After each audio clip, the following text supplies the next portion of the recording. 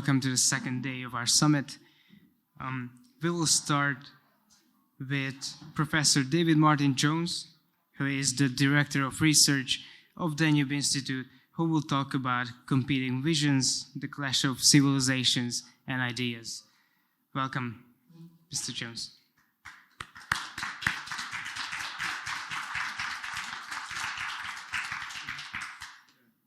There we go. This is very important, this slide. If you were here yesterday, you heard Frank Furedi talking about how our current state of geopolitical stupidity has been brought about by partly the decline in the teaching of international relations, where you've ended up with a foreign policy elite who know nothing about real politics, and the end of history assumption that so dominated Western thought from the end of the Cold War. And the key figure here, looking rather saturnine, is Francis Fukuyama. And the question that we face is that this end of history universalism dominated our thinking from the 1990s till very recently, really. But we now face what we could see as a major set of civilizational challenges. So, given our cultural confusion and clashing vision of regional and world order, it's worth re-examining those who contested the idea of the end of history. And the classic work was Samuel Huntington, who wrote shortly after Fukuyama published The End of History as a book in 1992 with a foreign affairs essay, The Clash of Civilizations, ? Followed up later by a 1996 book.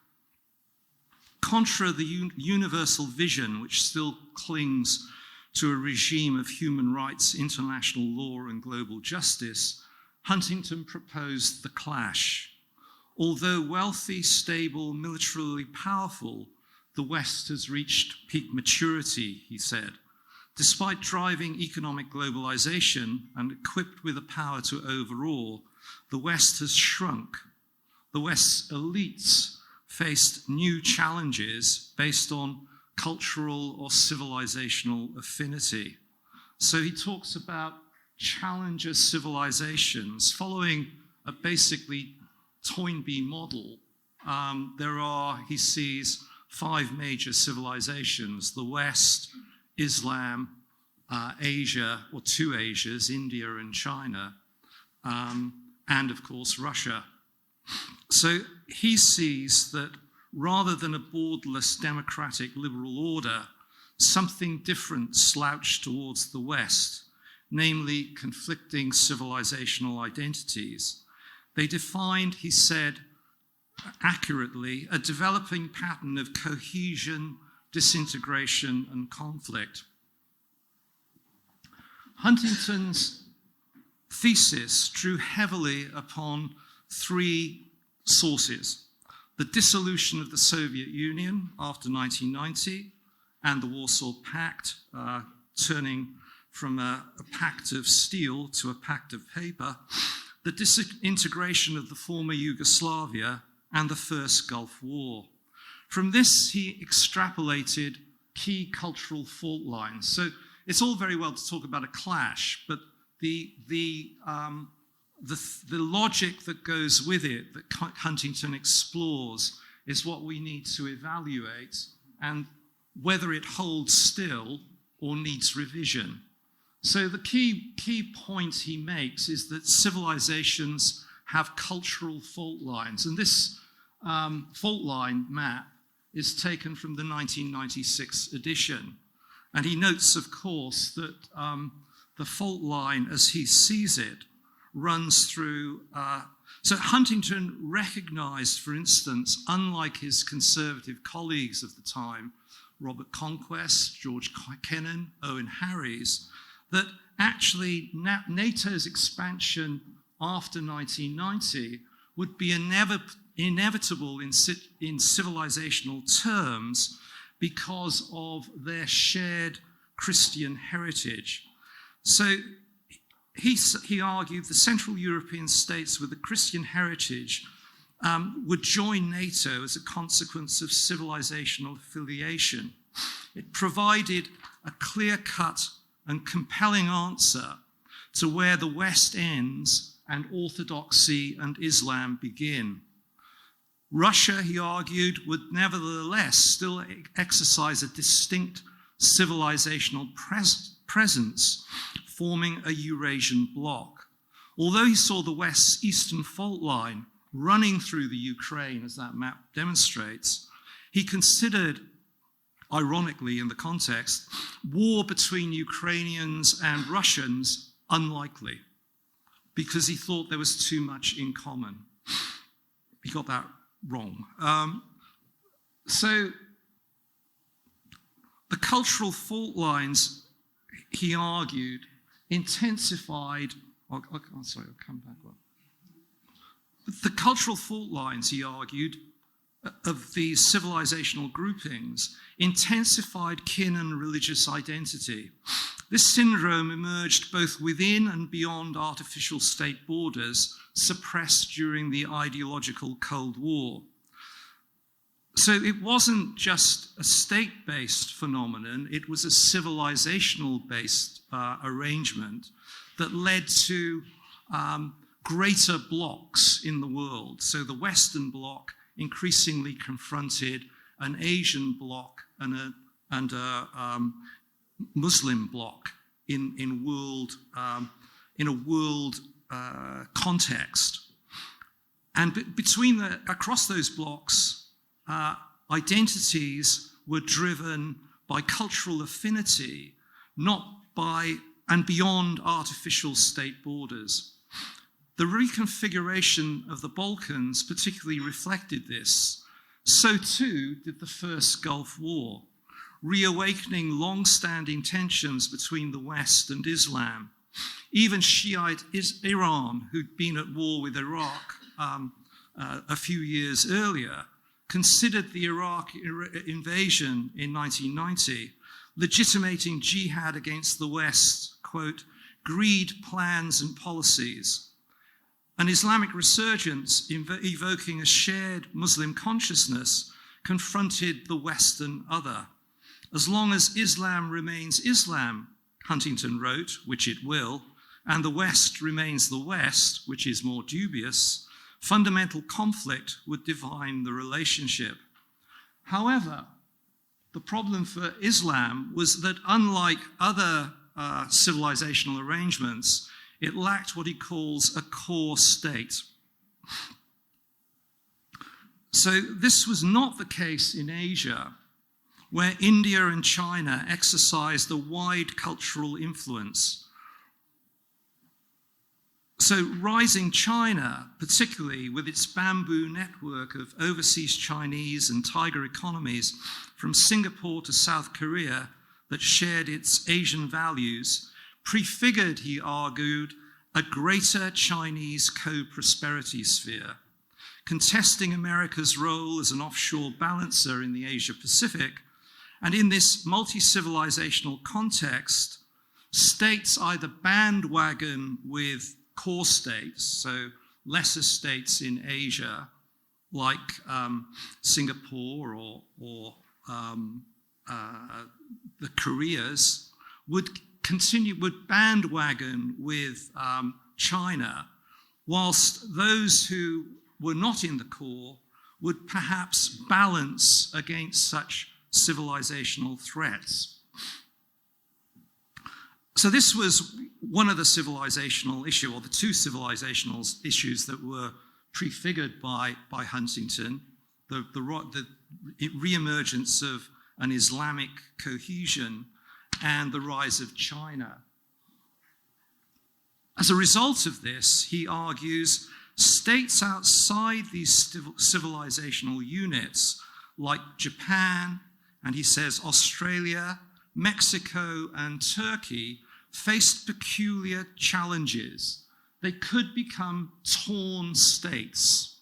And by torn societies, he understood where an elite chose an identity contrary to the attachment of the masses. Mexico's elite wanted to be more American against a Latin American culture. Turkey had long incubated an attachment to joining Europe.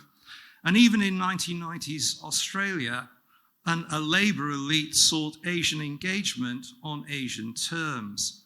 Russia was also torn between a westernizing faction confronting an increasingly revanchist, Putin-inspired religious orthodoxy. States also might be cleft. This reflected tensions between culturally different, often migrant communities within a state. In a cleft country, minority populations find that forces of repulsion, he argued, drive them apart, and they gravitate towards civilizational magnets in other societies. This new civilization order, then, he argued, was not liberal and universalist, moving towards a human rights international society based on a Western universal project. Instead, it was multipolar and messy. Conflict between the West and the challenger civilizations was the most important cleavage in global politics. The growing power and assertiveness of Islamic and Sinic civilizations constituted an evolving civilization coalition opposing the West on weapons proliferation, human rights, and democratization. And he noted, again presciently, an embryonic alliance had formed between China, Iran, and Pakistan. Well, where did that lead the West? Uniquely, he argued, the West possessed two cores, Europe and the US. The US as the major power in the West, and a core Europe centered, he argued, on France and Germany.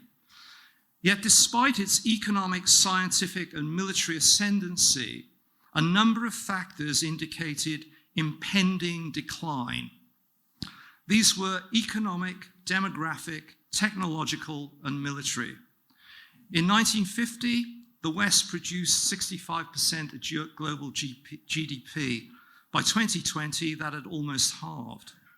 The West had lost territory consistently since 1918 and represented a decreasing minority of the world's population.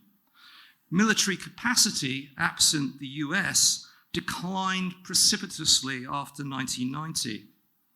Weapons of mass destruction and rearmament proliferated, meanwhile, across the non-West.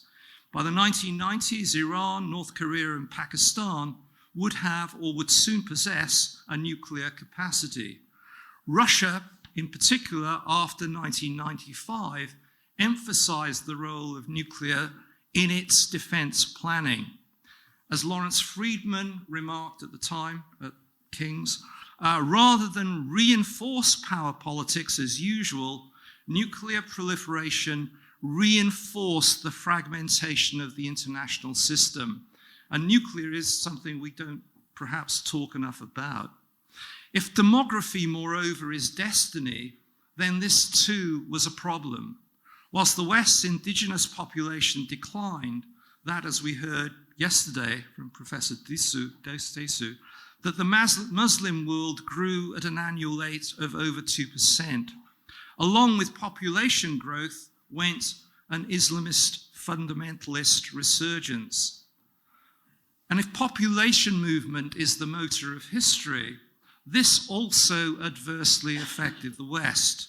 Differential growth rates, economic conditions, war and disease always have produced massive population shifts. In the 19th century, Europe was, he said, the master culture at demographic invasion. 55 million Europeans emigrated between 1820 and 1914. The development, he argued, that Western migration was the single most important dimension of the rise of the West. Interestingly and worryingly, the trend has reversed dramatically after 1945. Europe and the US now receive massive infusions of culturally distinct peoples, and by the 1990s, 2/3 of migrants to Europe were Muslim. Migration flows become self-reinforcing, creating conditions for cultural cleavage. A growing ambivalence about migration became a growing concern within the West. Given these external and internal challenges, Huntington also argued what happens within a civilization is crucial to containing internal sources of decay. This was the deracinating danger, he argued, of the emerging interest in multiculturalism across the social sciences spectrum in Australia. It attacked the identification of the United States with Western civilization. Multicultural doctrine envisaged, he argued, a country of no civilization without a cultural core. If the US de-Westernized, the West would be reduced to Europe, a small and inconsequential peninsula at the extremity of the Eurasian landmass. Multicultural at home threatens the US and the West, he argued, whilst universalism abroad threatens the West and the world. In the clash of civilizations that he was identifying, the West, he argued, would either hang together or hang separately. This was the global predicament at the millennium. As Western hard and soft power declined, its capacity to impose its values on other civilizations correspondingly deteriorated. Developments in the non-West made regionalization the key strategic trend of the new epoch. An international order based on civilizations was therefore the surest safeguard against world war. The new order, he argued, interestingly, required 3 rules. An abstention rule, core states should abstain from intervention in conflict in other civilizations.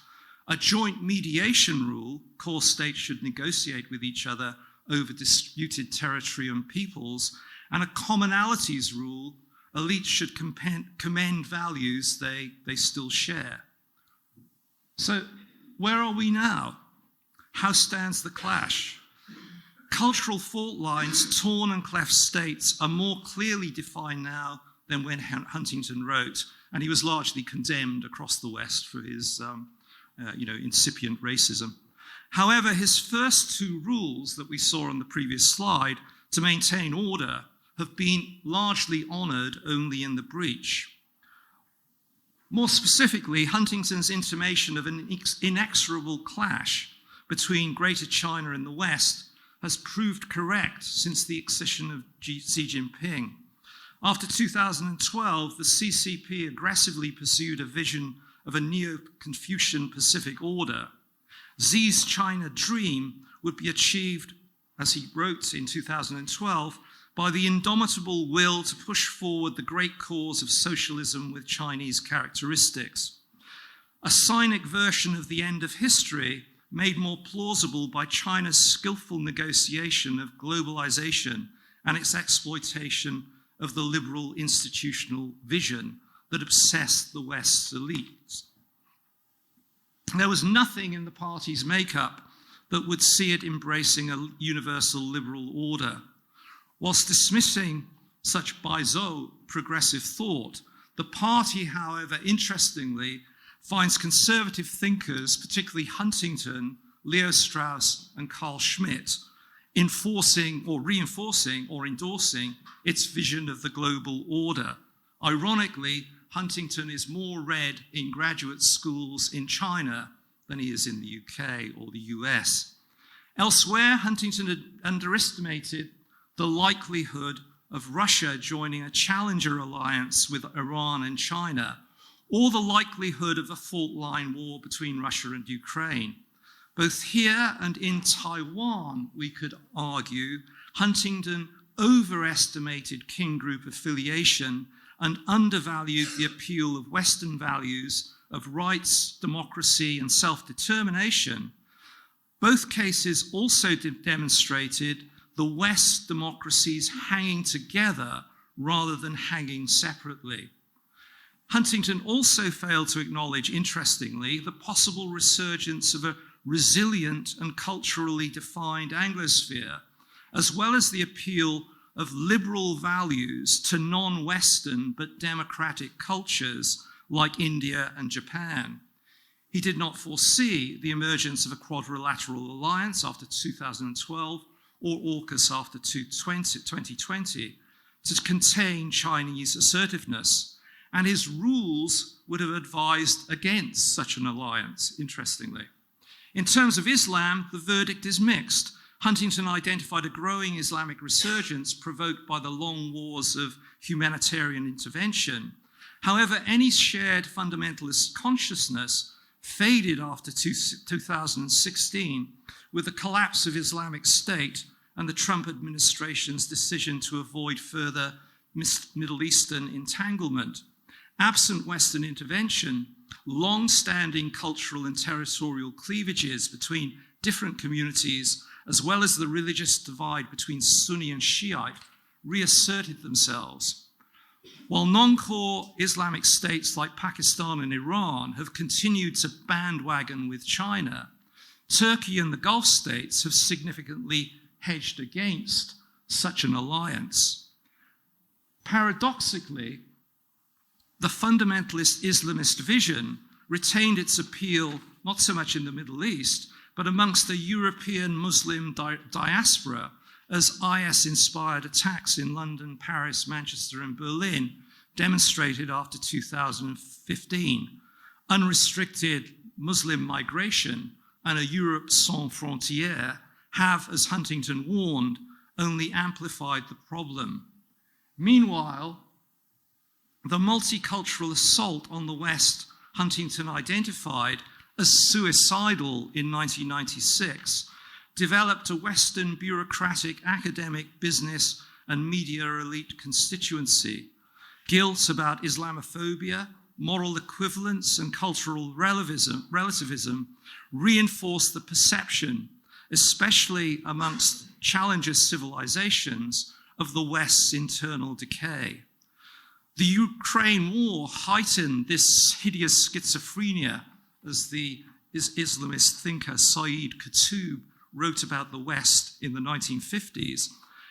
The Ukraine war heightened the schizophrenia at the core of the West's secular progressive vision. While the West has advanced an alliance of democracies promoting international law and human rights globally and against Russia, its elites permit a cultural Maoism in their domestic politics to decolonize the West's racist, political, legal, and democratic foundations. As the former UK cultural secretary remarked on the eve of Russia's military intervention in Ukraine, the West was confronted by a painful woke psychodrama where a pernicious ideology now swept through it.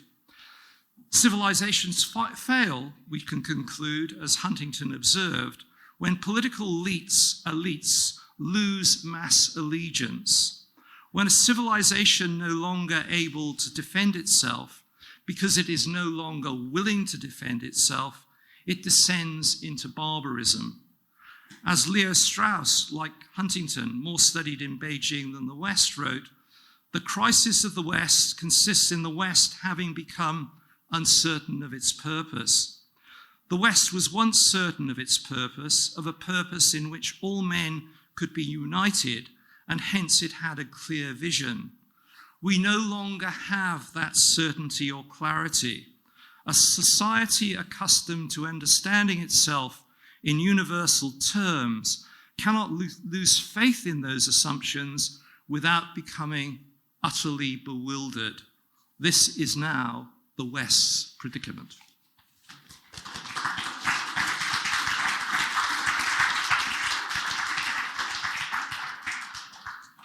Ladies and gentlemen, David, thank you very much. That was a marvellous presentation. I'm just but I just want to explain. Unfortunately, I have to be absent for part of the next panel. I apologize for that to my fellow panelists, but I will be back as quickly as I can be. I've got to handle something upstairs, and I now would like to say that one thing: if I and my colleagues can try to keep our remarks to no more than about 12 minutes, 15, that would leave a little room for questions and interaction with the audience and create more participation. If you can do that, of course, people have prepared remarks, and I realize that, and cutting them may not always be possible because you have 20 minutes in length in each case. But if you're able to hold it to 15 minutes to 12, then that would be helpful. Now, I'd like to hand back to my colleague, Tamas Urban, the Master of Ceremonies, to carry on with the proceedings. Thank you, John. Now, for the first panel discussion, I would invite our panelists to take their seats. Our panelists include Dr. George Bogden from Columbia University, Professor Maria Engström from the Uppsala University in Sweden, Professor Jeffrey Kaplan, Distinguished Fellow at Danube Institute, Professor Mark Sedgwick from Denmark's Aarhus University, and Dr. Erzsébet Petrosa from the Hungarian National University of Public Service. Thank you all so much for making it. Our first speech is going to be about rules-based orders, nationalism versus globalism. George, please, the floor is yours. Thank you so much, Tomasz. I'll be as brief as I can to leave space for those questions. And really what I have to say is, I think, a bit of a kind of rejoinder in the framing of this conversation provided by Professor Jones. I've been thinking a lot about this question of how nationalism and globalism bear on international order, in part because I'm currently based in Berlin. And if you ask a German about their identity, they'll typically say, well, I think of myself first as a European. I don't think of myself primarily as a German.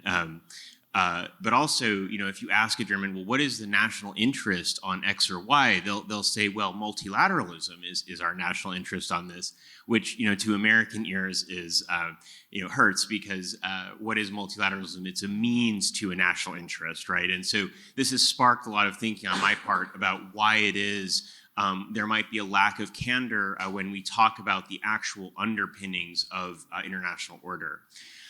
So when I think we're talking about kind of a rules-based system, in reality there's a kind of vision that underlies this, right? That there are certain beliefs, values, standards that apply, from Vancouver to Vladivostok, and that we should try to keep these as robust as we can. But this is a vision I really locate as having emerged right after the Cold War, and having been kind of the project of people who were deeply invested in the idea that the world had changed because the Soviet Union had fell. But I think that also doesn't get us very far in trying to understand what's going on in the system. So, as an American, I go to the Merriam-Webster dictionary and I say there must be, these are such old terms, there must be clear definitions. But even there, I'm a bit evaded by what I find. It defines nationalism as loyalty and devotion to a nation, especially a sense of national consciousness, exalting one nation above all others and placing primary emphasis on the promotion of its culture and interests as opposed to those of other nations. Now, that doesn't sound so bad to me. Why does nationalism have such a bad rep, right? But then you scroll down just a little bit and you see the synonyms: jingoism, chauvinism, and one that I was actually unfamiliar with, super patriotism. My goodness, what does that mean? So let's look just briefly at the definition of globalism, right, that the Merriam-Webster dictionary gives us. And that's unhelpful because it uses national in its definition. So it says a national policy of treating the whole world as a proper sphere of political influence. again, what on earth does that mean? I don't know. And so, as I move on to my empirical observations, I just like to note that typically what academics do, and oftentimes those who I think have received higher education, especially in the United States, do when they lack clear definitions, is they retreat a bit into theory. And I'm skeptical of this as we try to understand the rules-based international system for a couple of reasons. The first is that I would note that if you're in graduate school or an undergraduate in the United States and you want to read The Clash of Civilizations, you have to do so under your bed covers with a flashlight. Every word in its title is considered, profoundly offensive and a kind of construct that must be avoided and destroyed and so on and so forth. But sadly, I would say the same thing also applies with other great works like those of Karl Polanyi, which deal with globalization, I think, with a kind of skeptical eye in the sense that, he's talking about transformation with a more critical view. So I did a little exercise of my own, which was to look at what is the most typically taught text on nationalism in American higher education.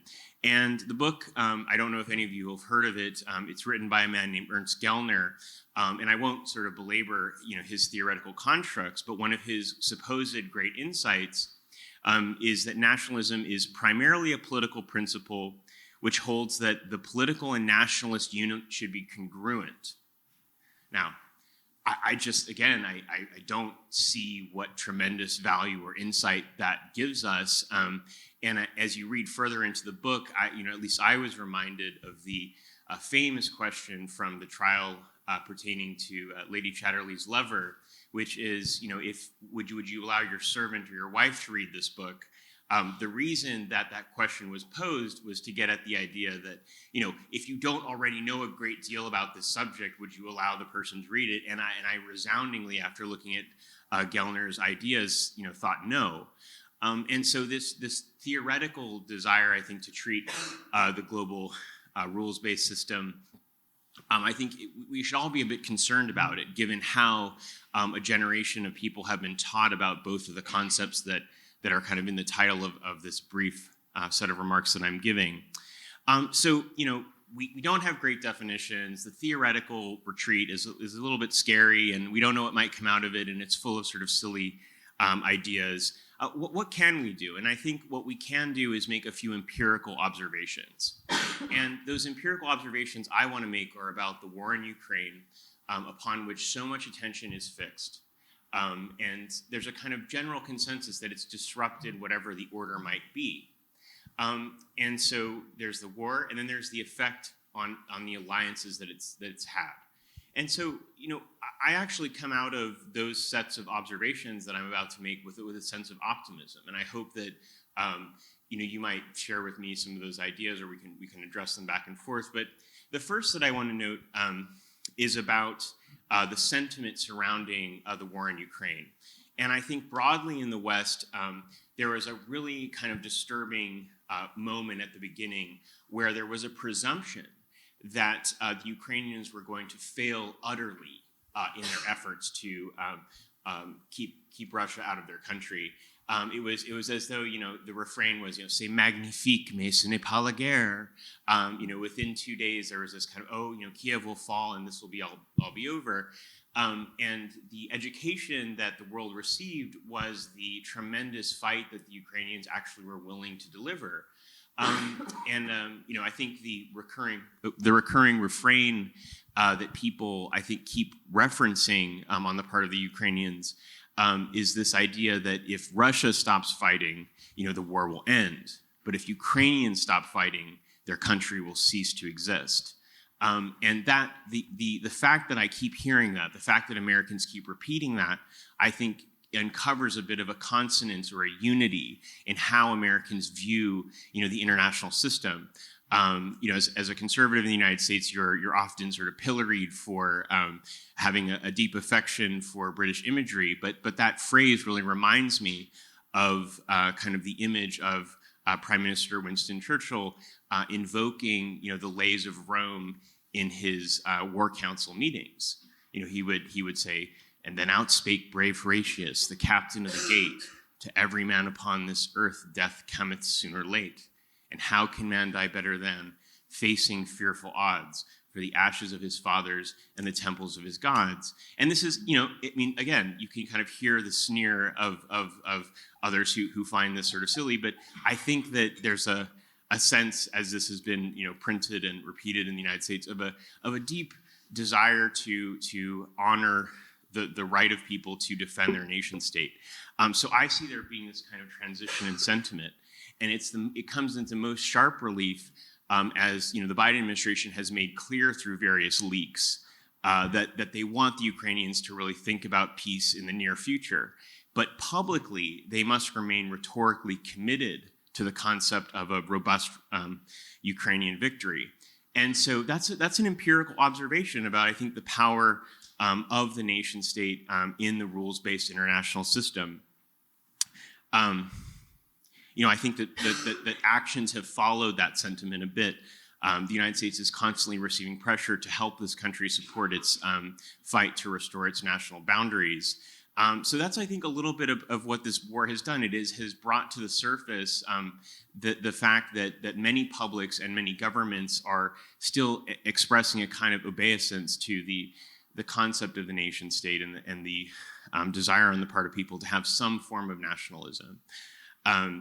Now let me talk a little bit about alliances. I think many of the observations there are a bit more obvious. The movement of all of the countries that President Putin would desire not to become part of NATO. They've all sort of begun the process of becoming part of NATO. They've expressed a desire to do so. That I think is a true kind of demonstration of the, as Professor Jones noted, kind of civilizational realignment that might be taking place. But more deeply, when the United States responds to the Ukrainian desire for NATO membership, they have to, I think, couch their skepticism or their hesitancy in terms of alternatives that allow Ukraine to somehow have the hope of throwing off, the Russian invasion. And when I look at the Kiev Security Pact, I recognize that at the end of the day, it's a bit of an alternative to Ukraine joining NATO. But at the same time, I think it drips with the legitimacy that is ascribed to Ukraine's struggle, which is the sense that they should have the means to protect themselves. I really appreciated Professor Jones's point about AUKUS. I think that, in a sense, even before the war began, the confrontation with China has led to a kind of emphasis on that set of relationships that are not necessarily explicit in our contemporary globalism, our discourse about globalization. But deeper even than that, I think, is the legacy of an institution like the Five Eyes, which AUKUS in some ways maps onto. Here you have an institution that lacks a central secretariat, that intentionally does not kind of engage in these grand statements of universalism. It bears no pretensions of universality, and yet it exerts a tremendous influence in some ways on how its constituents view international security. So I guess I would kind of end on that note in this to leave time for questions, that this war might in a sense be drawing to the surface those aspects of global order that do acknowledge the nation state, that do kind of place emphasis on the role of nationalism and some of its attributes that are not so maligned. And so I guess I'll leave it there and turn it over to my next my co-panelist.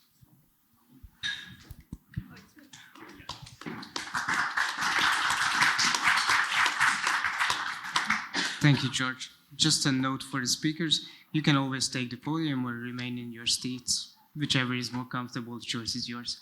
And please hold the mic close because that's for the video. Yes. So next up, we have Professor Maria Engström to talk about Russia's worldview. Thank you.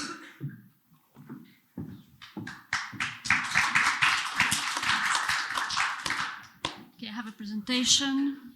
Yeah, here, good. So,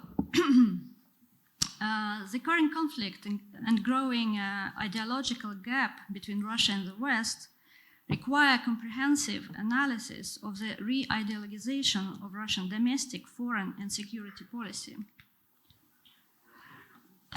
This re-idealization was already visible at the beginning of Vladimir Putin's third term as president of Russian Federation in 2012. His so-called conservative turn of 2012 is in full accord with the political doctrine developed in numerous Russian intellectual circles and think tanks, which identify themselves as neoconservative. This doctrine maintains that a state without ideology cannot be considered sovereign. After the collapse of the Soviet Union and the rejection of Marxism-Leninism, there was no ideological alternative to the liberal model of domestic, foreign, and security policy until now. So what is this new Russian doctrine which is proposed by the conservative intellectuals as the foundation of the new Russian state ideology? The basis of this doctrine is the Katechon narrative, where Russia is seen as a shield that is protecting the world from the apocalyptic forces of chaos, and the concept of atomic orthodoxy, which ties together Christian messianism with nuclear defense policy. This new conservative narrative is characterized by strong anti-Western, anti-American sentiment, but it's not a denial of Russian European identity. So the third element of this doctrine is the concept of Russia as Europe without the West. The concept of Russia as Katechon, or Katechon as maybe you say in English, was widely discussed in the intellectual conservative circles during the last 2 decades.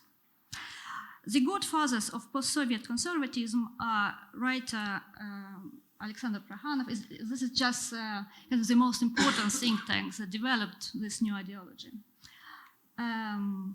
So the godfathers of this post-Soviet conservatism are writer Alexander Prokhanov, a political analyst Sergei Kurginyan, and philosopher Alexander Dugin. Their projects for the future Russia, the Fifth Empire, the Soviet Union 2.0, and the Eurasian Empire differ in detail, but all promote state messianism, imperial utopianism, and anti-Western rhetoric. I believe that main political process after 2012, such as the new law initiatives, for example, the foreign agent law, the concept of Russian traditional values, and the Russian approach to human rights, of course, the annexation of Crimea and the war in Ukraine, all these have to be understood in the light of this Katechonic ideology. Contemporary Russian messianism is seen by its proponents as an alternative to the doctrine of American exceptionalism, and as an important ideological tool for openly challenging Western hegemony and creating a new polycentric world order. So a little bit history here. So this word katechon is from the Greek ho katechon, meaning the withholding. So the Christian eschatological interpretation of katechon are based on the second letter of St. Paul to the Thessalonians. The eschatological doctrine of Rome as the last kingdom, which protects the world from the Antichrist and will exist until the second advent, restraining the chaos, is common to all Christian countries and cultures, of course. This empire has no constant temporal or spatial characteristics and can manifest itself on territory of different states. It's known this as a doctrine of translational imperium. In Russian traditions, this concept is presented in the well-known historiosophic doctrine of Moscow as the Third Rome. It was authored in the middle of 16th century. And they postulate that the Russian people are the chosen nation and that their terrifying burden is to fight against the Antichrist, led to the formation of a specific ruling style in the Tsardom of Muscovy. Already during Ivan the Terrible reign, it was specified that the two enemies of Moscow as katechon are the external Antichrist, that is the lands beyond Muscovy, and the internal Antichrist, which is no less dangerous than the external one.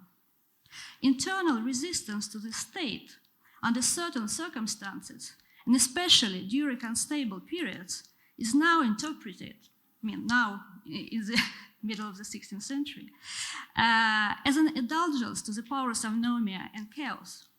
This eschatological view becomes a constant in Russian history and the Russian understanding of the state as a restrainer. And in the, so this is the icon of Moscow, the Third Rome. And in the 18th and 19th centuries, the Christian idea of katechon was reformulated in a secular context of foreign policy, but still with some elements of the providential mission of Russia as the protector of the world and the military shield of Europe. And I give you just some examples from Russian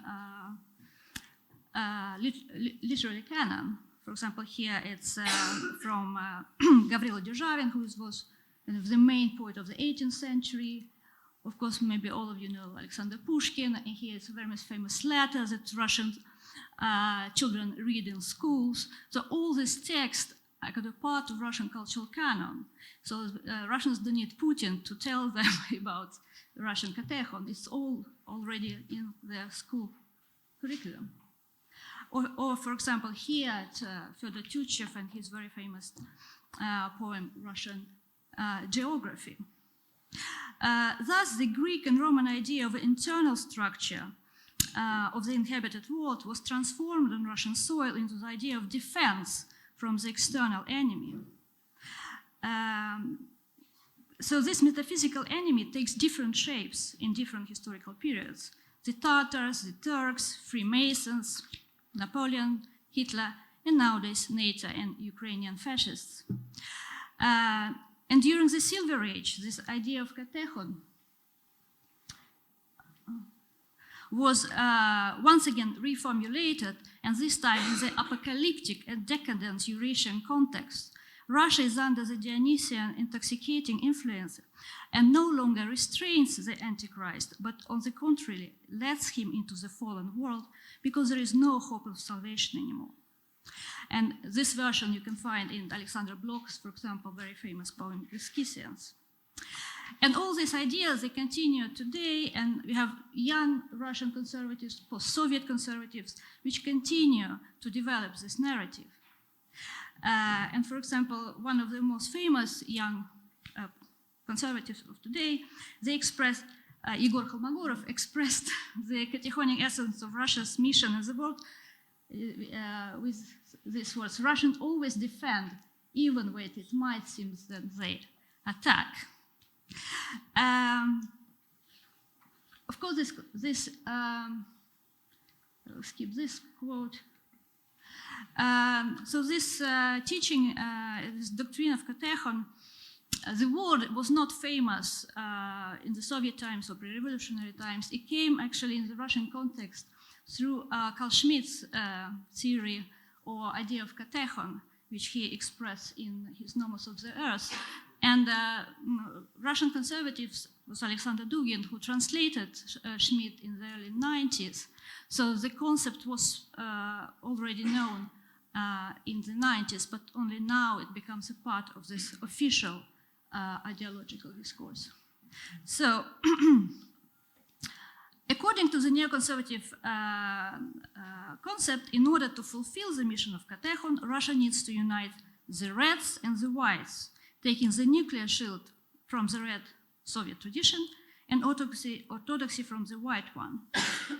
So in this concept, orthodoxy becomes identical, Orthodox Church and Orthodox faith, becomes identical to the military-industrial complex functioning as a shield and therefore as a guarantee of sovereignty. That is why, according to this concept, all attempts to diminish the role of the Orthodox Church must be persecuted, as for example, Pussy Riot case, because they represent not only an attack against Russian sovereignty, but also a sign of the coming doomsday. And this concept of the concept of these two shields of Russia is known in contemporary discourse as the ideology of atomic orthodoxy. During the 2007 press conference, Putin was questioned by a journalist from little town of Sarov, and it was the town where the first Soviet nuclear bomb was created. And the first question was about the future of orthodoxy, and the second was about the nuclear strategy of Russia. And Putin replied as follows. Yeah. Both topics are related because both the traditional face of the Russian Federation and the nuclear shield of Russia are the components that strengthen the Russian state and create necessary conditions for internal and external security of the country. This clearly means how the state has to treat both of them today and in the future. So, and this young conservative, which I already mentioned, Igor Holmogorov, he developed this Putin doctrine into doctrine of atomic orthodoxy in 2007. So I won't read the quote, but you can read it. And this idea of atomic orthodoxy becoming, it was first a kind of marginal idea, but now it's official state policy. And one of the examples here I can show you is a new cathedral which was opened in Moscow for two years ago, and it's a cathedral of the Russian armed forces. And it's if you get a chance to go to Moscow and visit it, please do, because it's absolutely incredible. It's like Game of Thrones, aesthetics, or this kind of reconstructed Christianity, which combines kind of archaeo-futuristic aesthetics.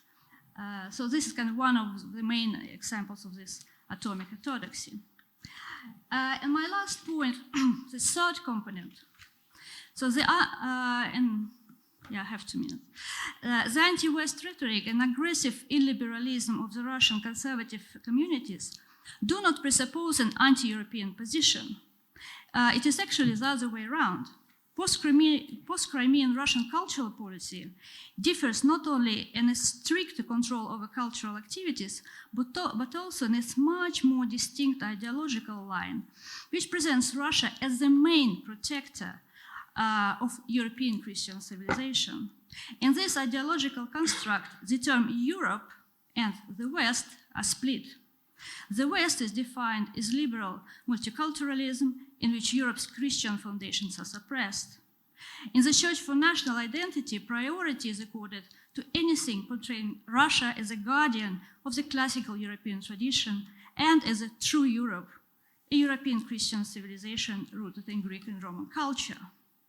And a series of events, which I have some of them here, demonstrate that active work of the authorities on the new project of this Russo-European civilization, and it shows the changes in official cultural policy of recent years.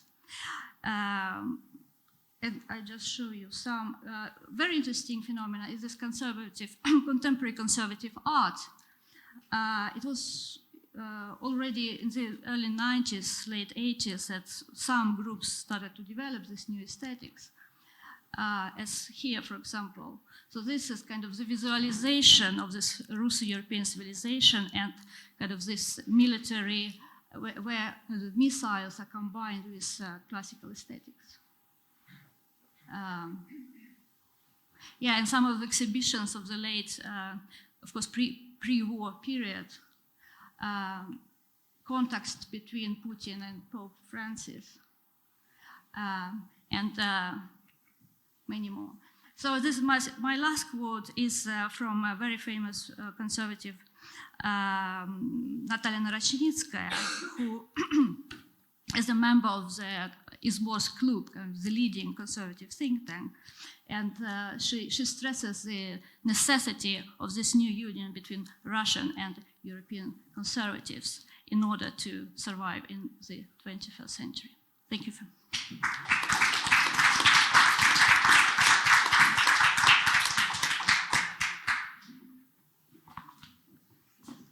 Thank you. The third speaker will be Professor Jeffrey Kaplan, Distinguished Fellow of Danube Institute, who already spoke in this conference yesterday on extremism. Now he's going to talk about the Muslim world and global jihad. Thank you. Which one? This is? This is Let me get this out. Much better. Thank you. Not imprisoned behind the podium. I wanted to look at a couple of points in rifts in the Muslim world global jihad. Specifically, what is jihad and how is it conceived East and West? And much more important, really, within jihadist circles, so the two really competing ideas for how to establish an Islamic state, a truly Islamic state. First, the term jihad itself. It's used constantly. Every time you open a newspaper, turn on the television, you hear the word jihad, jihadist. It's something that has become so ubiquitous, you're hearing it in the Islamic world too. And that's really quite rare. It appears in the Quran and it appears much more in the Hadith, which are the traditions of the Prophet. But it's in a very different context. It was conceived in two ways originally. And one is a defensive struggle. And there are a couple of important points here. One, the struggle is always seen as defensive, as not offensive. You're not going out to convert the heathen. You are protecting the embattled land of Islam. They see the world in a very dualistic way. And this is common in the Middle East. This is the pure Persian heritage and influence. It's beautiful. And what it is there are two competing factions in the world. There's the Dar al-Harb, which is the abode of war, which is the chaos and violence outside of the Islamic world. Within the Islamic world is the Dar al-Islam, the house of Islam. This is a house of peace and justice. There can be no compromise. It is the same as the Christian idea of God versus the devil. There simply is no space for compromise, theoretically. Practically, it's quite something else. Here is the hadith that's most often used when referring to what jihad really means. In returning from a battle, he was asked by one of his companions, the Ansar, about the struggle that they have just completed successfully. And he said basically this: the war that we fight, the violence that we've been involved in to protect the Dar al-Islam is defensive and it's small. It's a transient factor that will pass. The real struggle, the real jihad is internal. It's the battle against sin and temptation. It's the battle against what Christians might call the evil impulse. In the 19th century, jihadist movements arose in response to colonialism. Most were pretty easily put down. I put the pictures up there of the Mahdist revolt in the Sudan for two reasons. One, I am an absolute Sudanophile, and I simply can't help that, so I always refer to the Sudan. Second is, it's the first time that a European army was defeated by Africans without aid. It was a remarkable victory. And the Mahdi's promise to his followers was explicitly religious, and it was explicitly jihadist in the modern sense, but that jihad was not aimed at the West. It was aimed at Mecca and Medina, where they were going to go and cleanse the Kaaba and purify Islam. This is a modest revolt in the truest sense of the word. It lasted for a time. The British finally got an expedition together and put an end to it. It had really ended internally. The story is that the Mahdi had become more enamored of the harem than he was of the jihad. And that was the end of that. But for the point of view of geopolitics, there's something to be said here. One is that in the 19th and early 20th centuries, these movements were nationalist. and not purely religious. They were fighting against colonialism and colonial control. This is very much consistent with the deen, with the idea within Islam that there is no division between sacred and secular religion and politics. So that struggle was both national, it was political, but it was religious also in a sense, although not in a great sense. As Professor Sedgwick would know far better than I, the Egyptian case is the model of modern Sunni jihadist movements, remains or begins with the Ikhwan, the Egyptian Brotherhood, or the Muslim Brotherhood, excuse me. It was founded by Hassan al-Banna in 1928. He was the organizer, and he was a brilliant organizer. However, the influence on the modern jihadist movement does not come from al-Banna, who is a footnote to history. It comes from Sayyid Qutb. Sayyid Qutb was a brilliant intellectual, like most in the Muslim Brotherhood, and this is a point that's often missed in the West.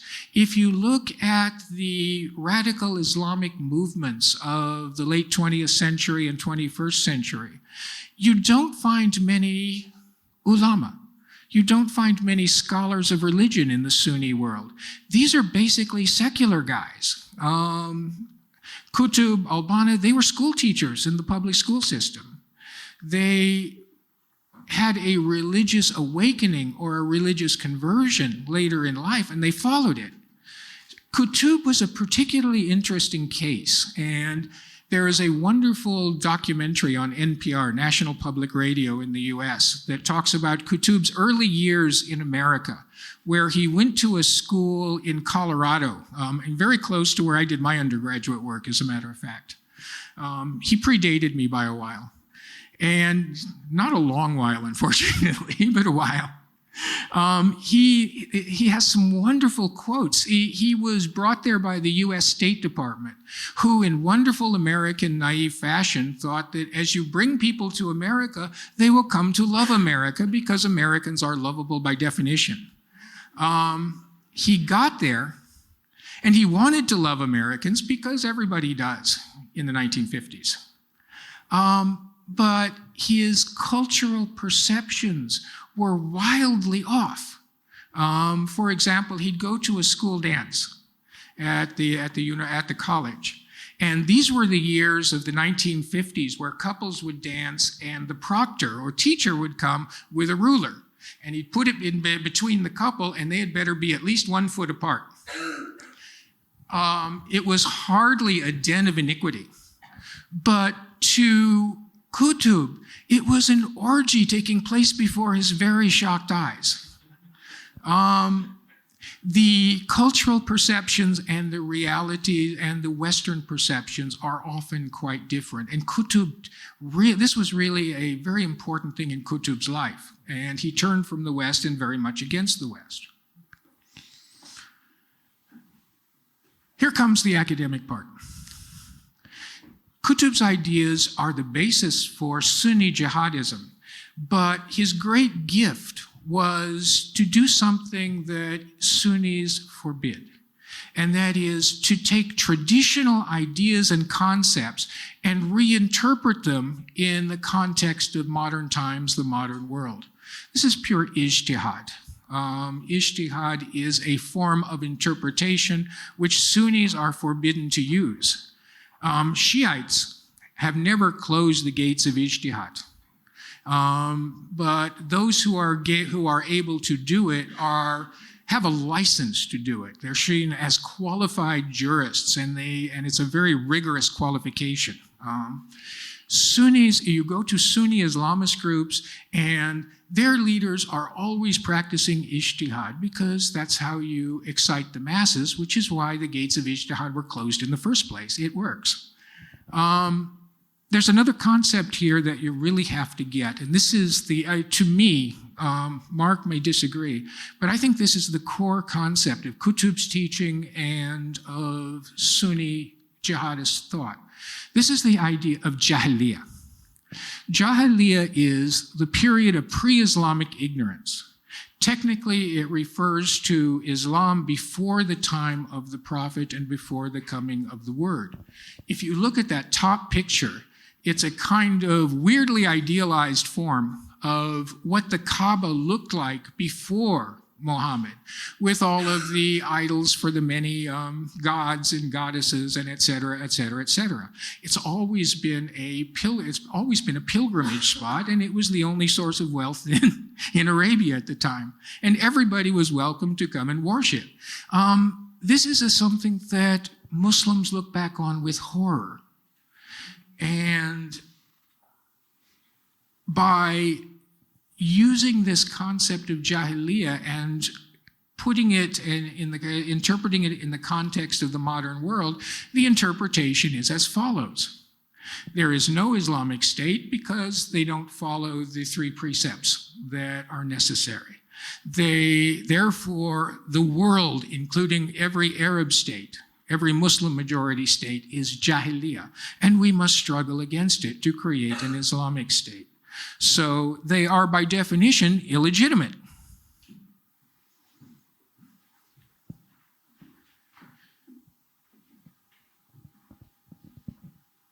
This is an interesting idea. Dawah. Dawah is a kind of, technically it's the call, or a call to faith. And what makes it interesting is it's the very basis of the radicalization process.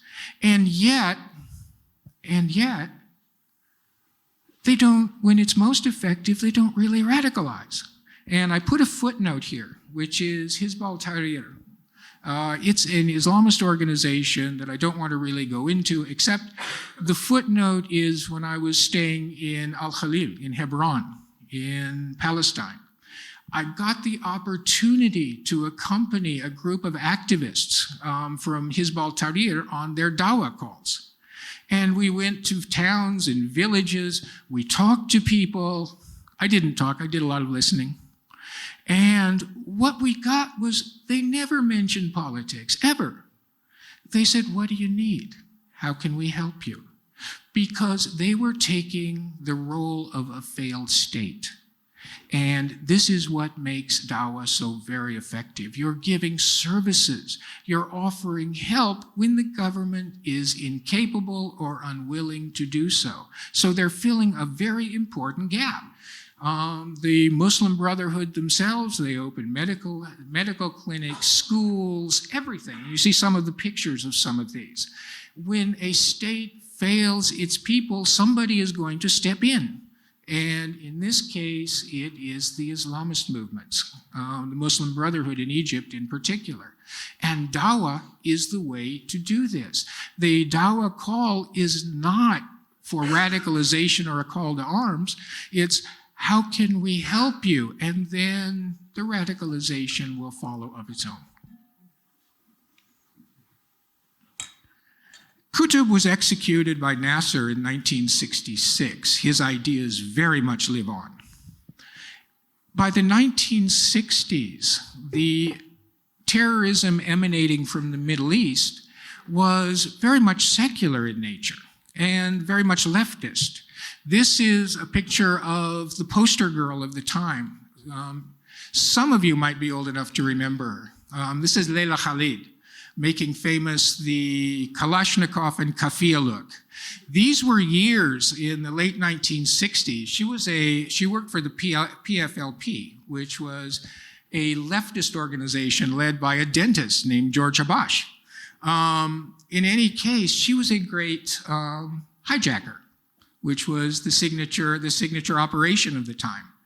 She was such a poster girl that teenage boys around the world would have a poster of her on their wall.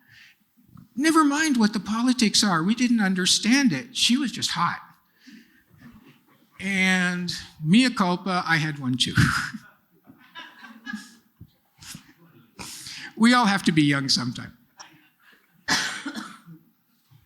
If you want a footnote to her case, she's quite remarkable because, as you can see, she was really quite attractive. And she was so attractive that she was unable to get on the planes because they say, wow, you're Leila Khalid. Can I get your autograph? No, you can't get on the plane. And so what she did is she did kind of something that is very rare. She's a very beautiful woman who had plastic surgery to make her a very unattractive woman. And so she got back into the plane. she got a few more hijackings in. Now we get serious. This was the 1960s, 1970s. This was we would call this the third wave or leftist wave of terrorism, using David Rappaport's four waves model. This now is where things get very serious. The 1979 revolution in Iran. This is what brought religion as the dominant factor in the wave of terrorism that would follow. The revolution was, for Iranians at the time, a miracle. Nobody could believe this could happen. I was teaching there at the time, and I sure couldn't believe it. You would go into, the control was such, you would go into a public bathroom outside of some place that would be like a hotel that catered to foreigners, and you'd see the smiling face of the Shah staring down at you like that from the wall. The control was that complete. The idea that the secret police, Savak, had complete control was ubiquitous, and it was true. The revolution happened. And for a time, this brief golden moment in the history of jihadism, Sunni and Shia came together and they flocked to Tehran for support and advice and to be tasked, basically. It didn't last long because the Sunni-Shia divide is simply too deep. And so at the end, I shouldn't say at the end, after that, by the 1980s and after the Iran-Iraq war, the Iranian government returned to first principles, which was Shiism and operations in the Shia Triangle, which is southern Lebanon, southern Iraq, and, of course, Iran. They've since expanded considerably. But this was after the Iran-Iraq war, there was not much left.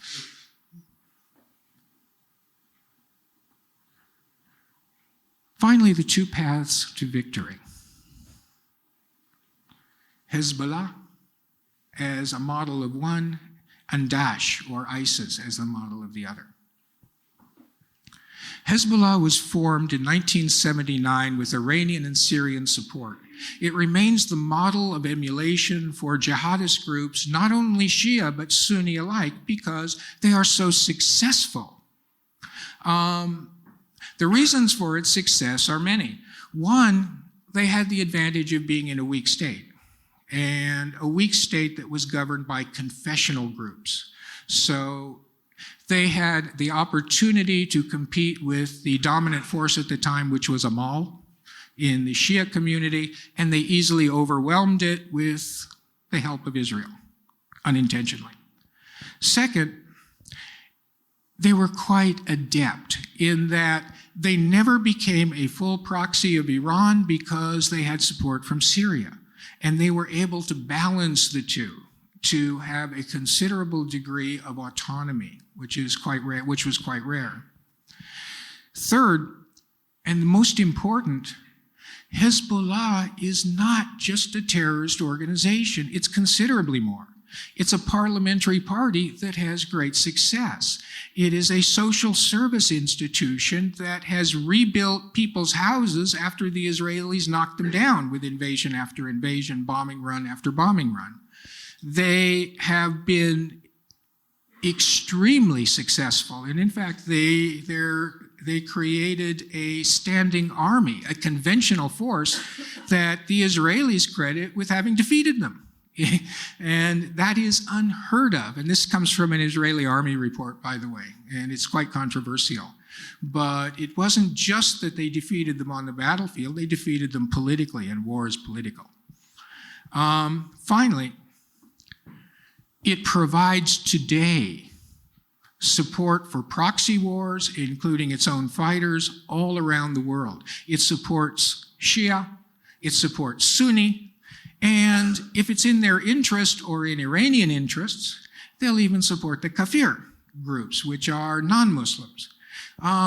They have gone from a purely Shiite force to literally a state within a state that's more powerful than the Lebanese state with multiple interests.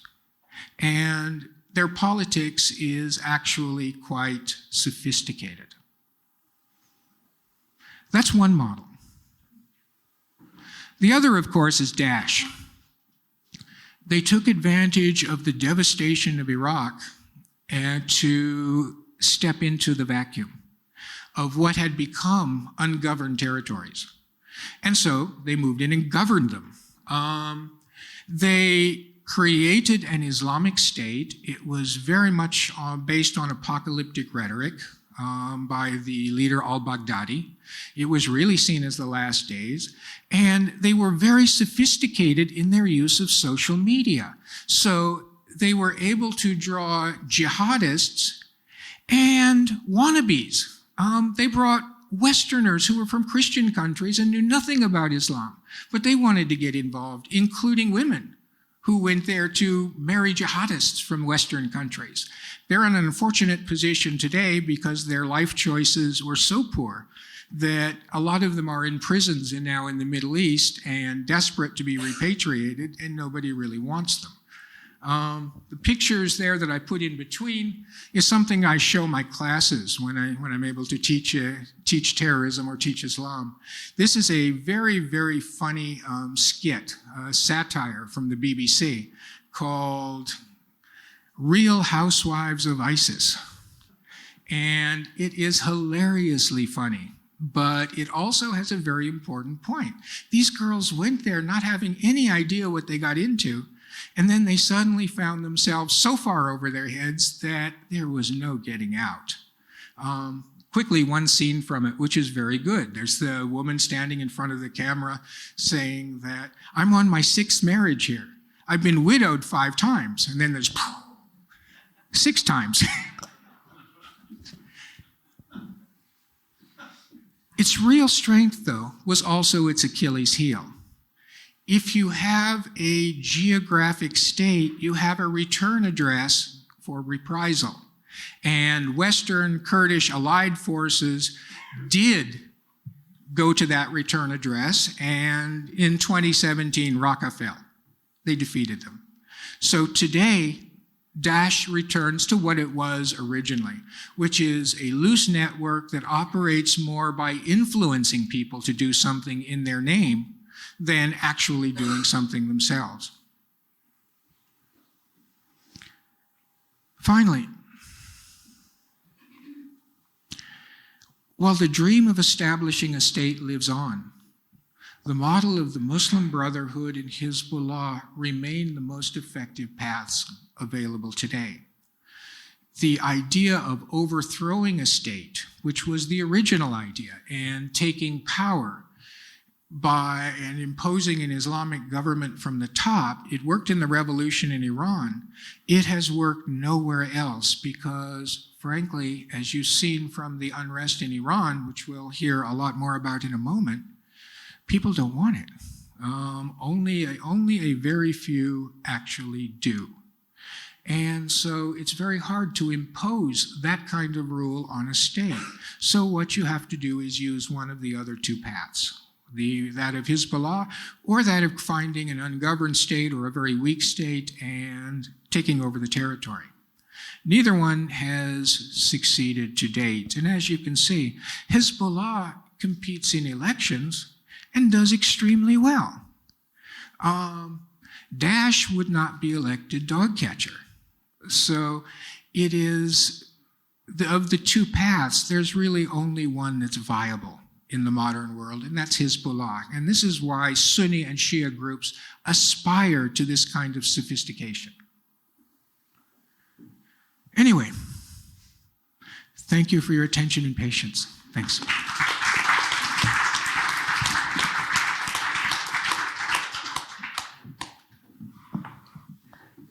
Thank you, Jeffrey. The next speaker is going to be Professor Mark Sedgwick from the University of Aarhus, Denmark. and he's going to talk about the radical right and the clash of civilizations. Please welcome.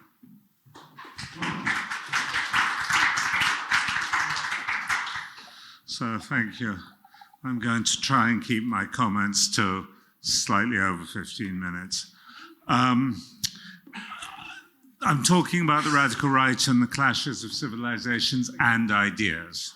So what I'm trying to do is to add another dimension to the discussion we've been having so far, to go beyond the geographical divisions of the clash of civilizations and look at some of the ideas which certainly for some people are underlying this clash of civilizations. And the reason that I'm looking at the radical right is that they are major players in this clash of ideas. So the first question, of course, that I have to start with is who are the radical right? And this is a difficult question because it's understood in different ways by different people. And I'd like to start off by saying who I am not classing as radical right today. And these are two groups who are often understood as radical right in the press and by many commentators. I am not understanding as radical right skinheads who get into fights with the police. That's a different phenomenon and not one that I'm considering today. Also, I am not understanding as radical right mainstream political parties which may have started on the right and may have influences from the right, but are now focused primarily on voters, on votes and voters, and which, although some people do still describe these as radical right, in my view, that is a very different phenomenon. So these are the two things that are understood sometimes as radical right, which I today am not considering as radical right. So what am I considering? I'm considering as radical right a range of thinkers. And these three men who you see here, who I'm taking as my examples today, in some ways are quite different, but in some ways, as we will see, or perhaps in many ways, as we will see, have quite a lot in common when it comes to ideas. And the first one is Alexander Dugin, who we've already been introduced to by Professor Engström, who is understood, who appears today very much as a Russian nationalist, but actually that isn't where he's coming from at all. He's also, at present he's very much associated with the Ukraine war, but over 10, 15 years going back, he was a figure who was very influential and had followers also in the Ukraine before the current conflict developed, but not only in the Ukraine, also in various places in Western Europe and in the United States, and also beyond that, there in Turkey and in Iran. So he is possibly the leading figure of the radical right over the last 10, 20 years. Then I'm taking what I think is the most interesting radical right movement in Europe today, and that is the identitarians, where here as Martin Zellner, who I have up on the slide, is not the leader of the identitarian movement as a whole, but is one of the major figures in this movement, and therefore is somebody who I think is interesting to look at. And then finally, I'm taking Jordan Peterson, who many people do not take terribly seriously. He's often described or dismissed as a writer of self-help books, which is really not the case at all. Whether or not you like his books and lectures, Some of his lectures on YouTube get 30 million views.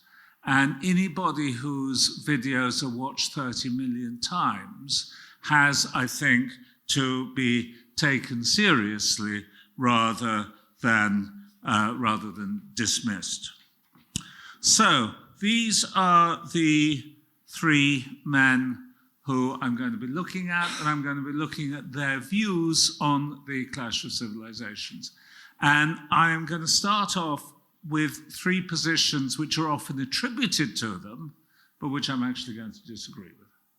So these three men and others like them are often classed as nationalists, are often understood as being primarily opposed to immigration, and are also often understood as racists. And I think that this third understanding has a lot to do with the Nazi Party, which certainly was a very racist organization, and which has formed a certain understanding of the radical right that persists today, even though the Nazi Party has been dead for a very long time. Now, despite the general understanding that these are three ways of understanding the radical right, I would disagree. And I think that for these three and others in the same group are interested not particularly in nations, but in different units, either in larger units than nations, which we could call civilizations or cultures, or in smaller units, more regional units. So to describe them as nationalists is wrong, firstly, because they're not thinking in terms, very often they're not thinking in terms of the nation state as a unit, and secondly, because many of them are actually rather suspicious of the nation state. And the problem there is not so much the idea of the nation, but the idea of the state. So they are not, in my view, properly described as nationalists. Neither are they properly described as anti-immigrant or Islamophobic or anti-Muslim, because for many of them, the problem is not Muslims, but the multiculturalism which gives rise to immigration on the side of the receiving nations, on the part of the receiving nations, and the ideas associated with that. And then thirdly, I think it is wrong to describe them as racists, firstly because they all publicly distance themselves from racism, which they associate with the failed experiment of Nazism in the 20th century, in which they do not wish to repeat, but also because they're thinking not in terms of races, but in terms of ethnicities or civilizations. Now, here for this third point, I'm thinking primarily of the European new radical right and of Dugin, who's quite closely connected with this European radical right, not of the United States, where there's a different history and therefore a slightly different understanding. So that's what they're not. Well, what are they? If I can make the button work, there we are, okay. So what they are focused on is not so much the clash of civilizations as a clash of ideas between hegemonic liberal modernity, which we are reasonably familiar with, and the idea of a harmonious and organic tradition. I'm not going to say very much about the hegemonic liberal modernity because I think everybody in this audience knows what I'm referring to there. But I think the tradition which inspires all of these three and many others on the radical right, that does need a bit of unpacking, because tradition could be understood as a form of conservatism. But for the radical right, tradition is something much more radical than mere conservatism. One way of distinguishing between the two is the idea that conservatism refers to a prior period. And a prior period, which prior period? The prior period of the 1950s or of the 1890s or the 1840s, all of which are quite different from each other. Whereas for these thinkers, tradition is something much more absolute, is something which is transcendent, perhaps, or something which is going back through human history, right back to the beginning of human history, and which we can access today by looking at myth. So that's the general view.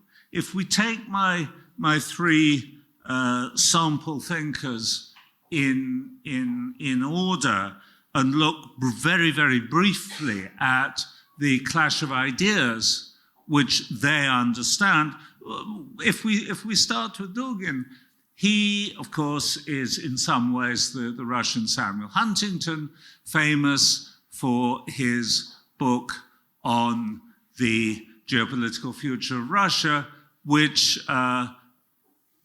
perceives, and predicts a clash, a civilizational clash between Eurasia and the Atlantic world. Very good. What underlies this, if you look at his earlier work and at his parallel work, because with Dugin, he's been operating always on two levels. And even after his book on the geopolitical future of Russia, where he's been famous as a public political commentator, he was also maintaining another line of intellectual development visible in university classes and so forth that he gave. The point for Dugin, what underlies the Eurasian and Atlantic clash, is the clash between tradition and modernity. And Eurasia is the embodiment of tradition, which he sees as engaged in a Manichaean clash with modernity. A similar idea we find in the identitarians. And once again, we find something of the two-track approach. Because if you look at the identitarians, what they are publicly objecting to is to immigration and the great replacement that they see as a threat to European civilization.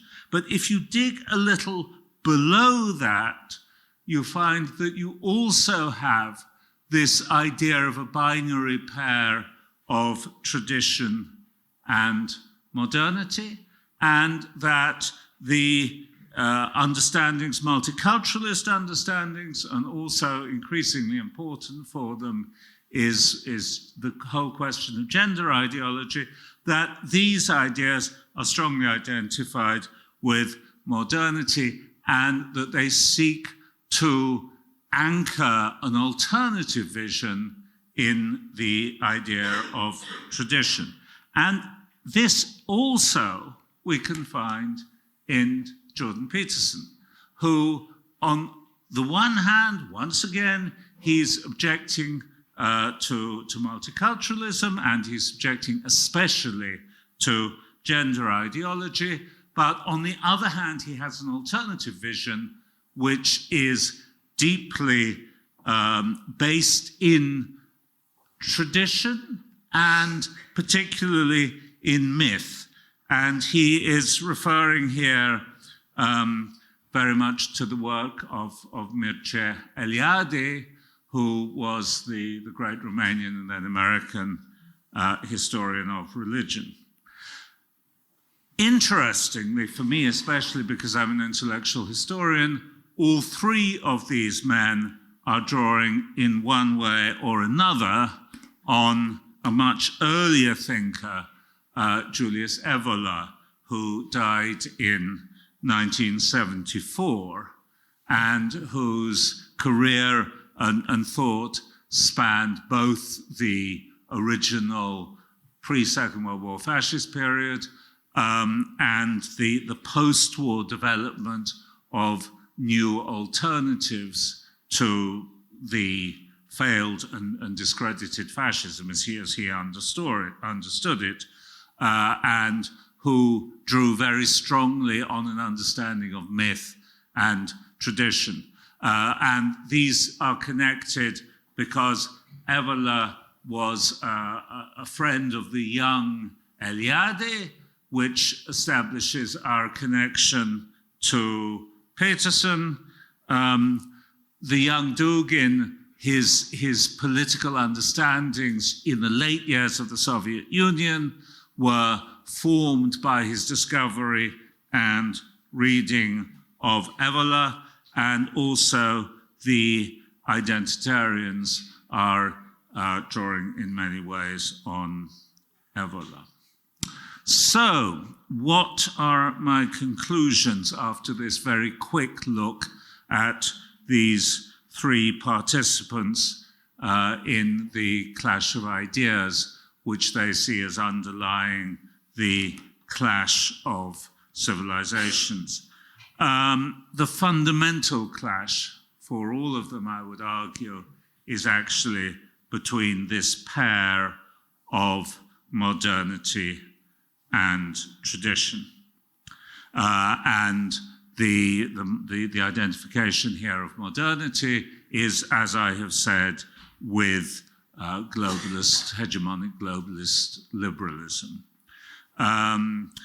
This clash, I would suggest, is actually a version of a very, very ancient argument, which is the argument which will go on forever, I'm sure, between nature and nurture. Because those who are emphasizing nurture, and I'm taking here the understanding of the people I've been talking about, those who are understanding nurture as predominant are tending to understand civilizations, personal identities, and also, this is quite important, gender identities as being constructed and therefore subject to relatively easy modification. Whereas those who are taking the position of tradition are understanding these natures as innate, understanding these as natures and therefore as innate and therefore not subject to easy modification, but as major factors that need to be taken into consideration. So, finally, how does all this fit with the transnational issues that we have been talking about so far during this meeting? I think that we need to understand the influence as indirect. Indirect in exactly the same way that the influence of the radical left on the mainstream left was indirect. That these ideas flow into alternative positions. And I think we also have to understand the growing importance of these ideas in terms of the swing of the pendulum. And that's what this slide is meant to be representing, a pendulum swinging. Because I would argue that if we look at what's been going on in the West for the past 20 or 30 years, we are seeing the pendulum swinging back from the hegemony of the left to alternative positions. So that is my contribution to our discussion.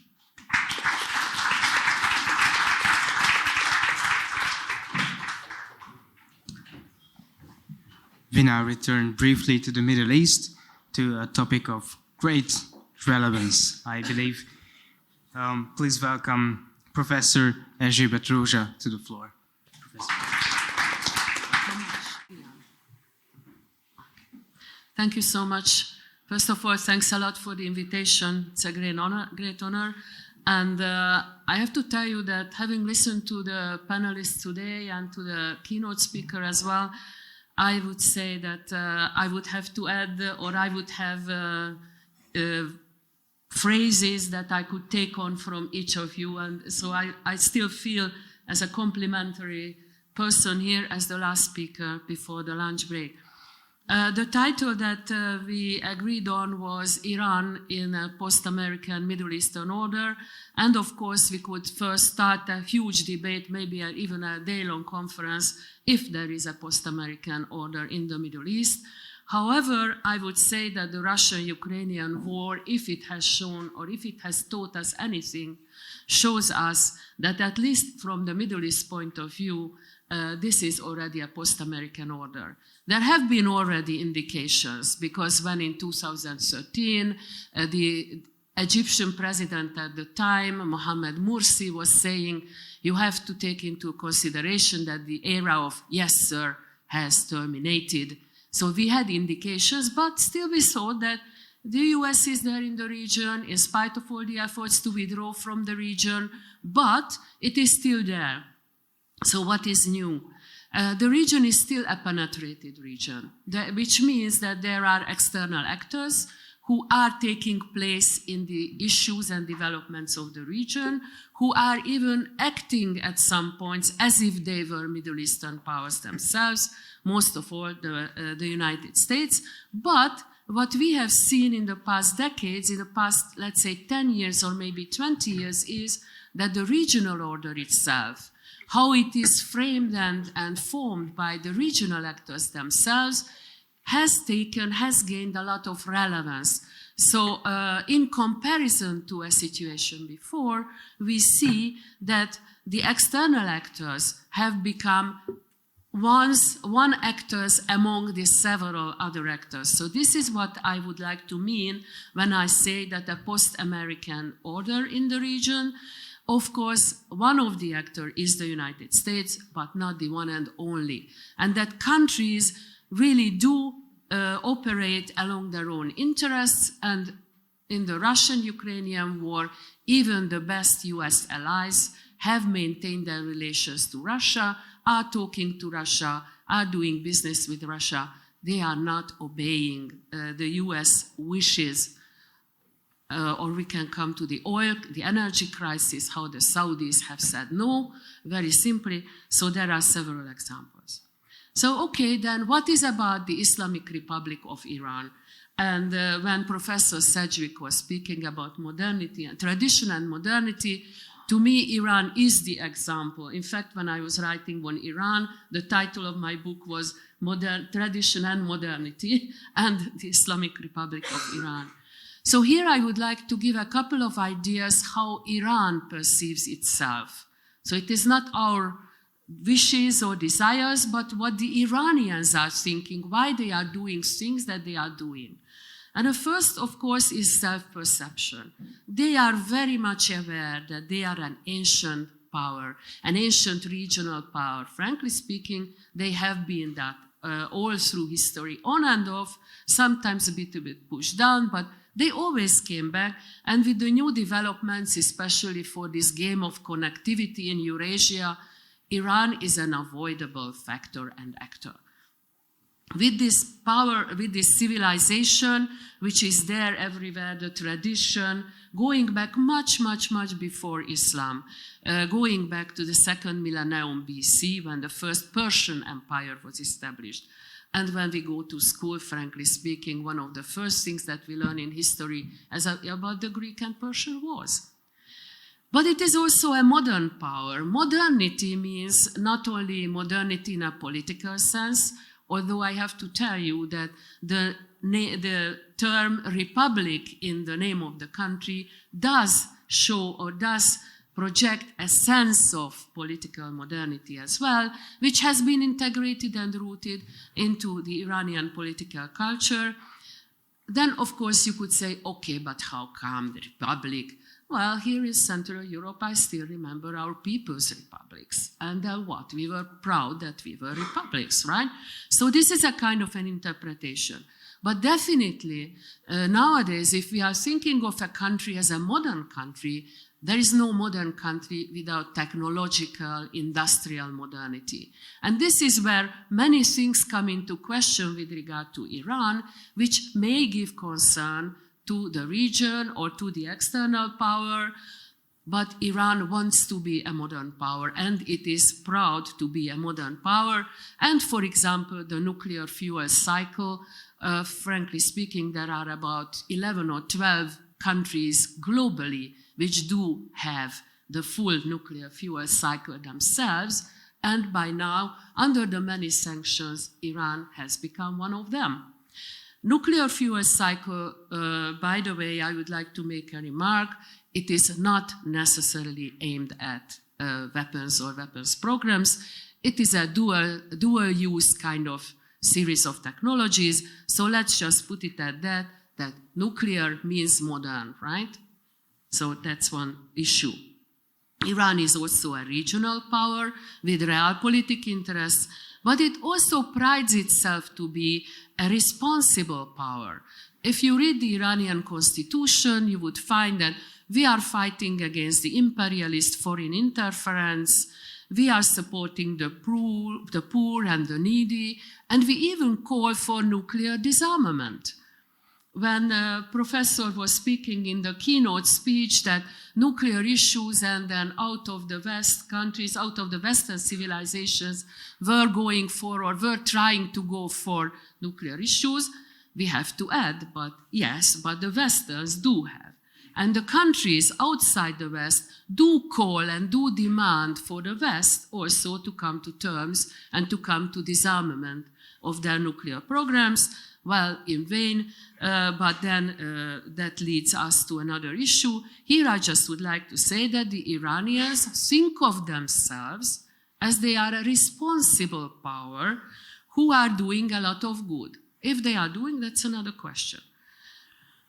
Now, when we look at Iran in the region, I would like to argue that, in fact, Iran is a lonely player. In spite of all the temporary, visible alliances, terms of cooperations with Russia, with China, with India, or with anyone else, the Iranians are fully aware of the fact that should the other country, should their partner have come closer to the United States, they would leave Iran alone. And frankly, we did have such an example. You may recall when Hillary Clinton and who was it from Russia, who pushed the reset button in their relations, the Iranians were left aside and forgotten by Russia or pushed into the background. So the relation is always the function of US relations to that country. The Iranians are very much aware of that, and they are very cautious. So with the great powers, why they like to think of themselves that they are one of the Asian great powers. And in Iran, it has been said a couple of times at different conferences by the foreign ministers, even who was there at the time, that in fact, Asia has 4 wheels. It is a carriage with 4 wheels. Russia, China, India, and Iran. This is a kind of a perception, but as said, they are very much aware that should the situation with the United States, between Russia or with China or with India go a different way, they would step back, at least step back from Iran and be very cautious. And that big friendship, the 25-year agreement of cooperation with China, that's a framework agreement. No one knows what is inside. Okay, there will be businesses, there will be kind of things of cooperation, but should the Chinese find a cooperation to their interest to work together closer with the United States, they would a little bit step back from Iran. Okay, that leaves us with the so-called Shiite crescent, or how the Iranians and Syria are calling them, the axis of resistance. And here Professor Kaplan was mentioning it when he was speaking about the Shiites. Iranians do have a relation towards the Shiite communities, but when we speak about this Shiite crescent or axis of resistance, by the way, the Shiite crescent was a slip of the tongue of the Jordanian King Abdullah, and he wanted to draw it back, but then the American reporter who was talking to him said, no, it's on the record, Your Majesty, you cannot draw it back. Okay. But it is problematic to call it a Shiite crescent. Why? Okay, you can claim that 60% of the Iraqi population is Shiite, that the government of the present Iraq, finally they are putting up a government, is Shiite heavy, should we say. Okay, you could say that Syria, the leadership is Alevi, which is a very much debated Shiite sect of the Alevis, but it is a secular system. You cannot call them religious regime. They happen to be at home when they are praying, Alevi, but otherwise it is a secular system. And then you cannot fit in Hamas, for example, which is a Muslim Brotherhood affiliate. So it is, and Lebanon, of course, the professor was speaking about the Shiites. When we look at Iran in the realist school of international relations and in the constructivist school of international relations, we see that it is a regional power, it has the regional power status, and does everything from this point of view. But we also have to look at it from a constructivist point of view, as Professor Ekström was doing. I like the presentation exactly very much because of this reason. Because you have to give the reason why a state is thinking what it is thinking, how it is moving around. And of course, with Iran, it is definitely relying on its Islamic character. Islamic character, as the revolution was an Islamic revolution, namely because it wanted to attract much more, many more people than with a Shiite slogan it would have. The Shiites usually make up only 10-15% of the whole Islamic Ummah, and frankly speaking, most of the other Muslims very often do think that, these are heretics, depending on which part of the Islamic world you are at. But what I would like to claim is that Iran, after the revolution, has established a very specific political model, deeply rooted in the Shiite understanding of the Walayat-e-Faqih, which means, as Professor Kaplan has explained, that for the Shiite community, it is absolutely unavoidable that you have a religiously trained, infallible person who interprets the divine laws for you. Now, this is the supreme leader in Iran, Ayatollah Khamenei now, who, by the way, is not the leader of the religious community, he is the leader of the Islamic revolution. And that's a difference. So it is, while it is very much a religious position and needs religious credential to it, it is, in fact, a very much political position as well, because he's the leader of the revolution. And he has to maintain this specific model. And from this point of view, I would like to claim that from this point of view, Iran is a very pragmatic power. Everything, every step that Iran takes in politics, domestic, external, foreign policy, economy, anything, is viewed through the lens of this model and the survival and the maintenance as the biggest political aim. This is the one and overarching thing. Now, what is Iran's strategic calculation? Well, Iran has learned, it was taught by the United States, that if the United States wants to do regime change, look to our east, they did it in Afghanistan. Look to our west, they did it in Iraq.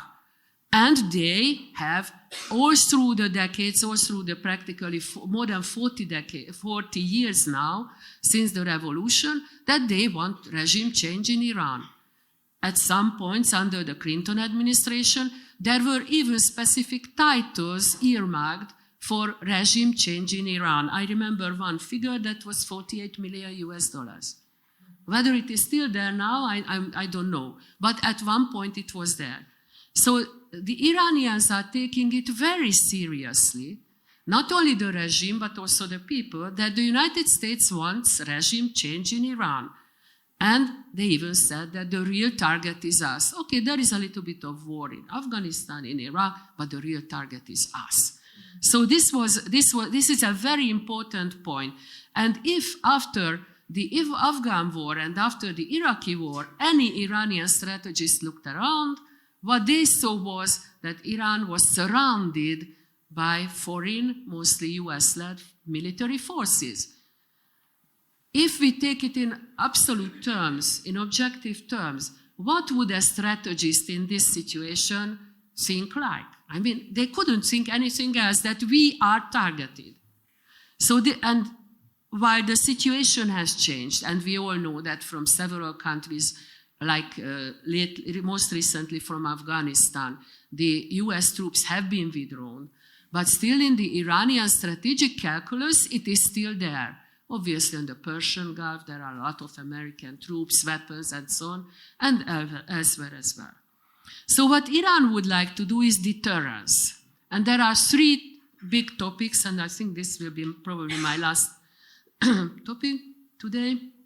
There are three issues which are usually mentioned as the problems with Iran.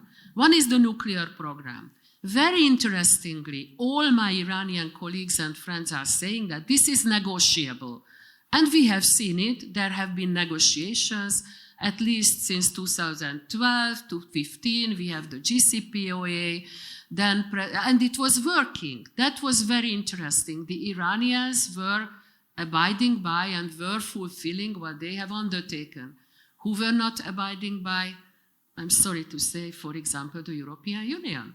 Just check the appendix of the JCPOA and you will find that, frankly speaking, at the time, the Iranians were right and correct when they said, now come on, where is your side of the deal? That's another issue that we could explain to them that, yes, but in the EU, it is not that the governments decide and then the business and industry obeys and so on and so forth. But still, so the nuclear program is negotiable, has been negotiable. There have been negotiations even now. Now they are stalled, but I am still very, very hopeful that they would come back. And in Iran, they say that they want to go for the JCPOA. They want to go back to the 2015 situation. Well, at least some of the thinkers there say that. The other two issues is the missile program, which is non-negotiable from the point of view of Iran. But why? Look around the region. Almost every neighboring country and regional country has missile programs or US missile stations in their territory. So this, from the Iranian point of view, this is non-negotiable. And there is one more issue. While on chemical, biological, nuclear, whatever, you do have international multilateral treaties, you don't have any on missiles. So this is something that the international disarmament community is still lacking and still demanding. There is a kind of a code of conduct, but that's it. So the Iranians say, why should we pull down our missiles when everyone else around us have it? So we need it for deterrence. And then finally, Iran's regional politics, that is also non-negotiable. And again, I would like to remind you of the fact that Iran feels itself surrounded. I think what was unique, as maybe Professor Kaplan will say that I am not right, but what seemed to be unique, and this was put up by Qasem Soleimani, the Iranian IRGC head, one of the heads who was liquidated, who could negotiate and establish a kind of external, meaning outside Iran, kind of a network, a Shiite military force, not necessarily only Shiite non-state actors, by the way, but there definitely has started to be arranged a non-state actor network, which, if they found that it was their interest too, could eventually cooperate with Iran. So I agree with Professor Kaplan. It is not that in Tehran someone sits and thinks that, well, today or tomorrow we will attack this or that. This is a network which is to the benefit of all, but this is not like a regular army that you give order and everyone will obey. I think we agree on that, Professor. So what are the challenges facing Iran? And this is the last one. Iran, beside all of these situations, beside all of these problems, is facing a lot of problems. One of them is demography. There is a kind of a generational change in the political elites, but also in the public. About 85% of the population has no memory, no direct memory of the revolution or of the Shah's time before. It is not only the Generation Z who are out in the streets now demonstrating, but definitely the demography will go a little bit against Iran. According to the newest UN forecasts, by the year 2100, the Iranian population will start to decrease slowly and quietly. That is another big topic. We don't have time here to go.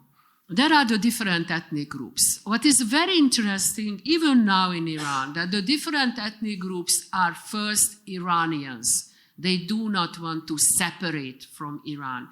They are first Iranians, even in Balochistan, where there has been the highest number of victims, dead victims, not only from the people, but also from the side of the military, by the way. And even there, the leaders who are leading a kind of a resistance now are saying that we are all Iranians, and only then come our specific problems. We hear in the demonstrations about the Baloch, and we hear about the Kurds, that there are a lot of victims there. But where are the other Iranian minorities? Where are the 25% Azeris? Well integrated into the system, thank you. Politically, militarily, economically, anywhere. Where are the others? Where are the Arabs? You don't hear about the Arabs. And you don't hear about several other smaller ethnic groups. And still the speak is about Iran. Economy, sanctions, lack of foreign investment, and also mismanagement of the economy that does have a very deep impact. Practically, the middle class has disappeared, has went down very much, which is a huge problem. There is climate change. And for the first time when these demonstrations and the news of demonstrations reached us about the hijab, the cover, the Islamic cover for the women, everyone, our developed world, was adamant that this is the issue. Where were we when in this year, in April or May, people were demonstrating in Iran because they had no water to drink, no water at all. And the demonstrations were saying, we are thirsty. The international community didn't pay any attention. And then the last one, all this is in the background of the present demonstrations. And by the way, it is not only the first woman who is becoming symbolic of these demonstrations. In 2019, there was also a young lady who died when the police shot at the demonstrators. Now it's Mahsa Amini. And definitely there is the hijab protests. Definitely many people speak about that.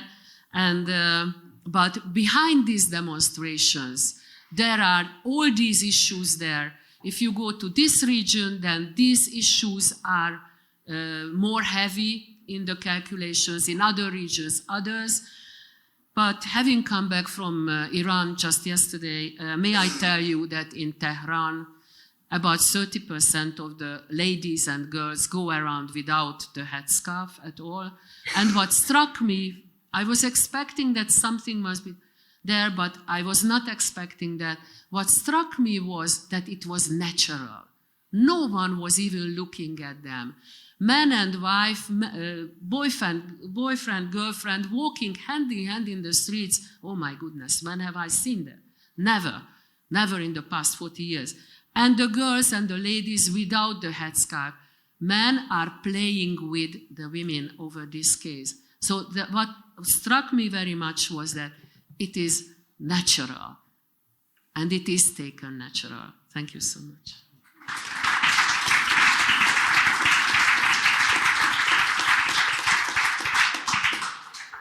Ladies and gentlemen, the last speaker of this morning is John O'Sullivan, President of the Danube Institute.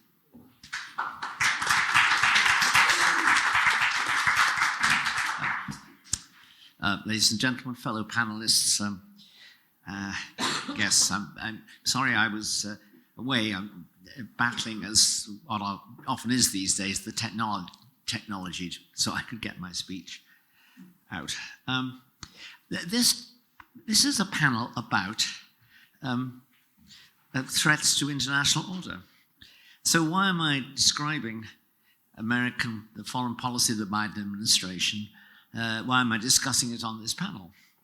Well, I think that the answer to that question begins by looking at two ways of conducting foreign policy, two ways which are both necessary and broadly in harmony. The first is responding intelligently to events in the world of international politics and economics as they occur.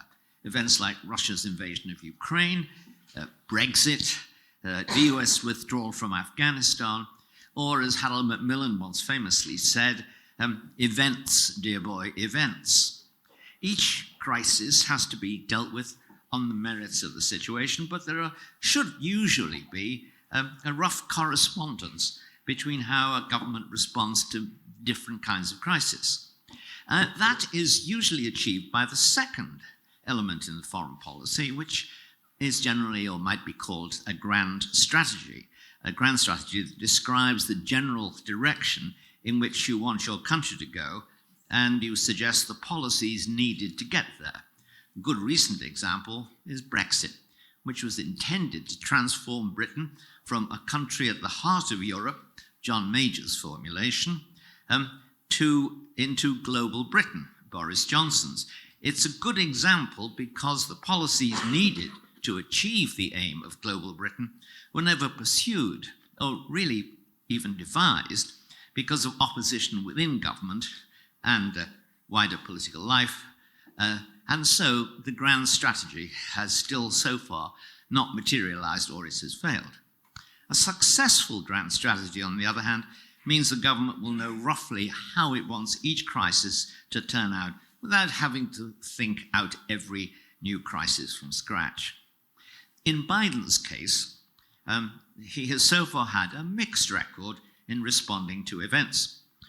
He did badly in Afghanistan and in the Middle East, and he's done well in relation to Ukraine. Even if you oppose Biden's policy, it's still more or less coherent policy that has rallied the Western alliance and created great difficulties for Russia. Do we have an explanation of his success in one case and his failure in the others? Let me suggest that a clue to this is in his grand strategy.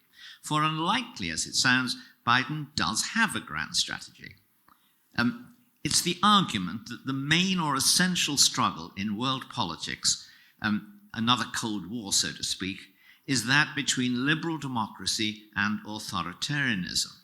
He outlined it before the election. It fits fairly neatly into his domestic policy aims, like two pieces in the same jigsaw, and he has pursued it with reasonable consistency since his election. That grand strategy solves a problem for Biden, for Democrats and for the left generally. Since the progressive left in America, to which the Democratic Party is now more briefly at least, or for the future, immediate future, beholden, believes America to be a racist, sexist, homophobic, and white supremacist nation. So it can hardly want a foreign policy, deeply want, that pursues the national interest in a straightforward way. Even if it sees the need for purposeful action in a crisis, it can't really want the outcome to benefit the US, because that would be benefiting a criminal state. And that's the way some left-wingers do think of America. At the very least, that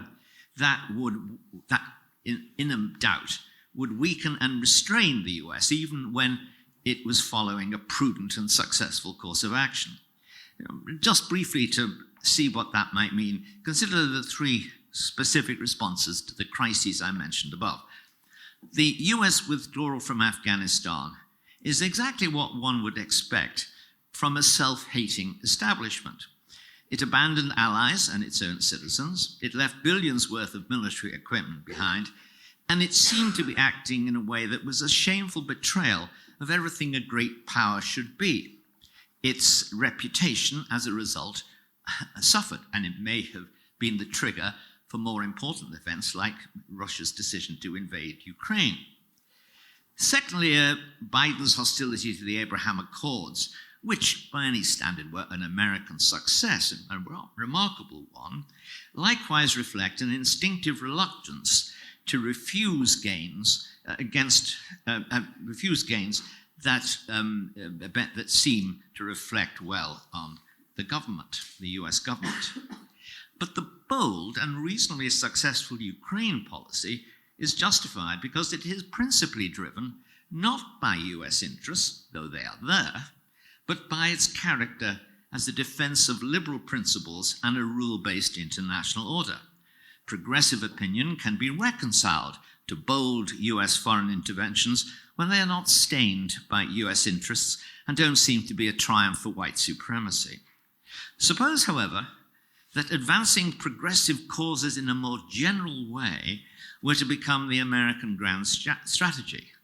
Might that not make the pursuit of foreign policy easier to justify and easier to conduct? Wouldn't that make not everything right, but many more things right? Well, one might start, if one felt that, by embracing the generally popular cause of democracy, as even George Bush did, and that's what Biden did. The president, in his first foreign policy address after the election, said, "Democracy doesn't happen by accident, and we have to renew it with each generation. In my view, that is the defining challenge of our time." In his first press conference in March 2021, he said, "It is absolutely clear that this is a battle between the utility of democracies in the 21st century and autocracies." And he held a virtual summit of democracy attended by 110 national leaders 1 month later, in which he applied this argument very directly to foreign policy. This is one of the quotes in which he expresses that view very clearly. We stand, he says, at an inflection point in our history. The choices we make in this moment are going to fundamentally determine the direction our world is going to take in the coming decades. Now, that's a grand purpose, similar to the American purpose of resisting the Soviet Union in the Cold War. Now, that's an uplifting declaration. It could mean something or nothing. But quite a lot of money followed this uplifting rhetoric. Quite a lot of money followed. As you can see there, he was planning to spend $224 million to shore up what he called transparent and accountable governance, including supporting media freedom, fighting international corruption, standing with, etc., etc. You can see it. And he goes on to say in that quote, the Presidential initiative will include programs to advance women and girls and civic engagement and political leadership, empowering the LGBTQ plus community to participate in democratic institutions, to promote labor law reform, and to work with labor organizations. Now, they are all perfect, the kind of things that politicians say all the time. But if we look closely at the expenditures, it seems that there might be two contrasting aims there. One being fighting corruption, and secondly, helping his progressive political allies in the feminist, labor, and LGBT, etc. movements. And I would welcome a good definition of what defining a free and fair election means. There's favoritism there, obviously, an ideological favoritism, and that's also evident in the composition of the virtual democratic summit. More than 30 of the 110 nations represented were on a State Department list as being only partly free. Hungary was excluded despite its stellar record of 4 peaceful changes of government as a result of elections since 1989. I think the obvious explanation is that Hungary's conservative government has been marked down by the left, including, of course, the democratic left in America, as a genuine enemy rather than as an ally, and it is therefore being targeted for electoral defeat as an authoritarian power. Although, of course, if you look at the grounds for accusing Hungary of authoritarianism, you will find that those grounds apply to many other countries who were at the conference, and indeed they were not absent from the United States. For example, if you consider the question of media, the bias of the preponderance of media support for government or opposition, in the case of the United States, there was an enormous preponderance of media support and indeed media intervention on behalf of the Democratic Party and against the Republican government of presidency of Donald Trump. And what this list also reveals, I think, is a significant change in practice disguised by rhetoric. We once thought it legitimate to help democratic governments we once thought it legitimate to help democratic movements when their governments refused to hold elections. Do we now help progressive movements when their governments win elections? It does seem that that is something that could be concealed within this argument. If so, that would be crossing an important Rubicon, not advancing democracy or protecting democracy, but tilting democracy in order to make the ballot boxes produce a different result. I mean, new reports have emerged just today, actually, which seem to suggest that US government agencies may have intervened in the Hungarian elections to help the opposition coalition financially. Those reports are recent and tentative, and I haven't had the time this morning to verify them, but they are disturbing, and they should make us want to reflect on how the US government and all Western governments should treat the elections held in other countries, including other Western countries. Because in order to make the actions I was just describing remotely plausible and respectable, the left has to start redefining not only elections, but also words and phrases like liberal democracy, authoritarianism, and populism to mean more or less the opposite of what they have traditionally meant. Populism, for instance, is now defined as a near synonym for authoritarianism, or a path to it, or a form of democracy that is at risk or in retreat. But if it has any settled meaning at all, populism is, if anything, an exaggeration of democracy, and thus the opposite of authoritarianism or autocracy. Similarly, liberal democracy becomes less democratic, what other benefits there are, when non-accountable institutions, such as the courts, take decisions that override the decisions of elected parliaments. Much official rhetoric in the US and the EU argues that governments are defending democracy when they are in fact limiting it. At the very least, such logic deserves examination and criticism rather than acceptance as the obvious basis of US foreign policy. There are important battles to be waged on that front, but they are now being overtaken by another ideological element, courtesy of the Biden administration. And that is the embrace by the administration, and therefore the State Department, of diversity, inclusion, and gender theory as the moral basis for US foreign policy. The department itself is run on very woke lines, with a senior official in charge of diversity and inclusion. Look also at the flags flying in US embassies, the flags of the BLM and the rainbow flag.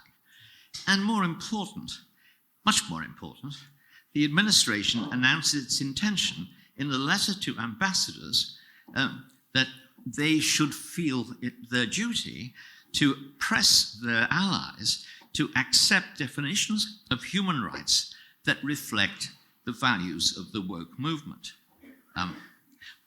Interestingly, there has not been a great deal of attention paid to this really quite important US development in the mainstream press. It is mainly to bloggers and to smaller magazines and specialist magazines that we have had to turn.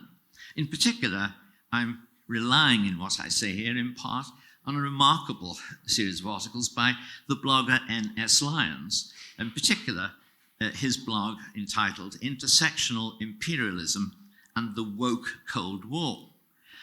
Here is his conclusion. Now this, as I say, is his conclusion, which I'll come to the arguments for in a moment.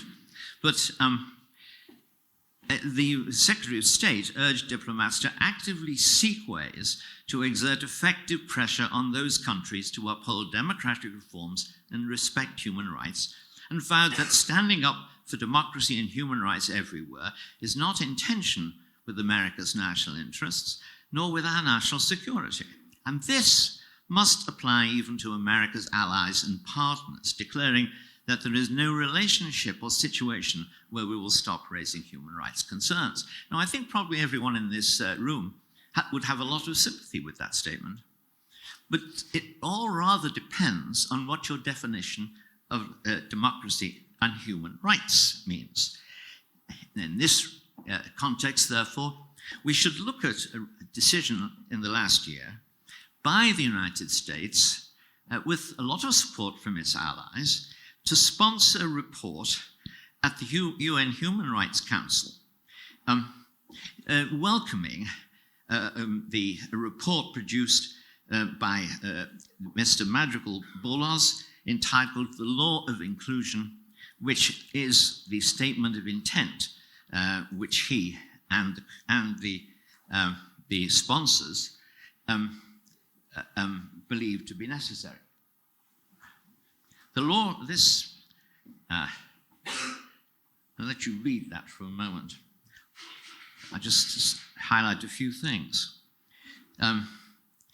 All evidence necessarily leads to the conclusion that human beings live in gendered societies traversed by power hierarchies and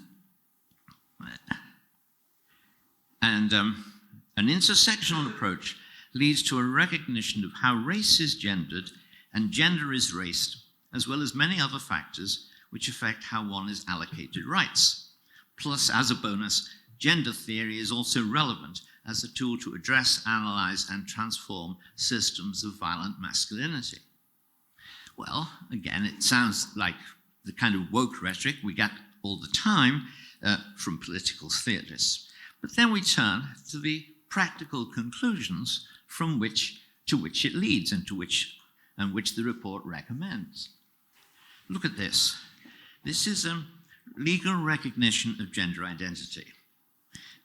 It recommends, or rather mandates, that this should be a matter of self-determination by the applicant, should be a simple administrative process, should not be connected with abusive requirements such as medical certification. Includes the knowledge and the acknowledgement and recognition of non-binary identities in their full diversity and specificity. And finally, ensures that minors have access to recognition of their gender identity, meaning that children of any age have a human right to alter their gender entirely by self-identification. Now, there are many other examples of this kind of proposal, but this particular one is interesting because, of course, it is at the moment a matter of considerable controversy and legal change and medical reconsideration in practically all the Western European countries. For example, the Norwegian and British governments are moving towards preventing the last item in this list. Now, what can we say about this as a development in US foreign policy? Because it is something which the US government under Biden and under the Secretary of State clearly take seriously and want to pursue. Well, I think, as Lyons argues, we can't just dismiss it as a passing fad or a passing irritation. And that's the way most people on these topics tend to act. The reason we can't is because, as with previous elements in what I'd call kind of advanced level foreign policy mandating, these, even when the governments pay no attention to them, or particularly when, they don't disappear. What happens to them is they become norms and standards in international law and international discourse.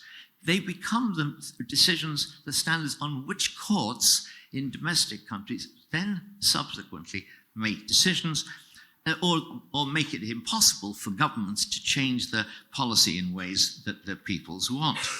So these things are not going away. We're just getting the beginning of them. But at the same time, they are enormously disruptive. I would argue, of course, that in a sense, a lot of this is these ideas are false, but that's just what I think. More importantly, they are terribly disruptive. They are matters which would normally be left to domestic politics. And in terms of both domestic politics and international politics, they are offensive to huge numbers of people, to Muslims in the main, to Hindus, to Christians, to much of Asian society. In effect, they are also unenforceable. It's hard to see how the US government is going to be able to actually compel its allies to go along with these things, because they will be resisted by their populations. And the governments will probably therefore be forced to engage in quite difficult relationships with the State Department, unless, of course, the State Department is changed as a result of a rebellion by the US voters, which is not definite or certain, but is very likely. And to sum up, what they represent is the attempt to enforce upon the entire world the values of about 15% of the ideological spectrum of views in the United States. Now, it's very hard to see how that could be done even in the United States, but that it could be forced upon Indonesia, upon Afghanistan, upon China, and upon Iran. That is a simple utopian fantasy. And yet, it is a utopian fantasy that is now the official policy of the United States. Thank you very much.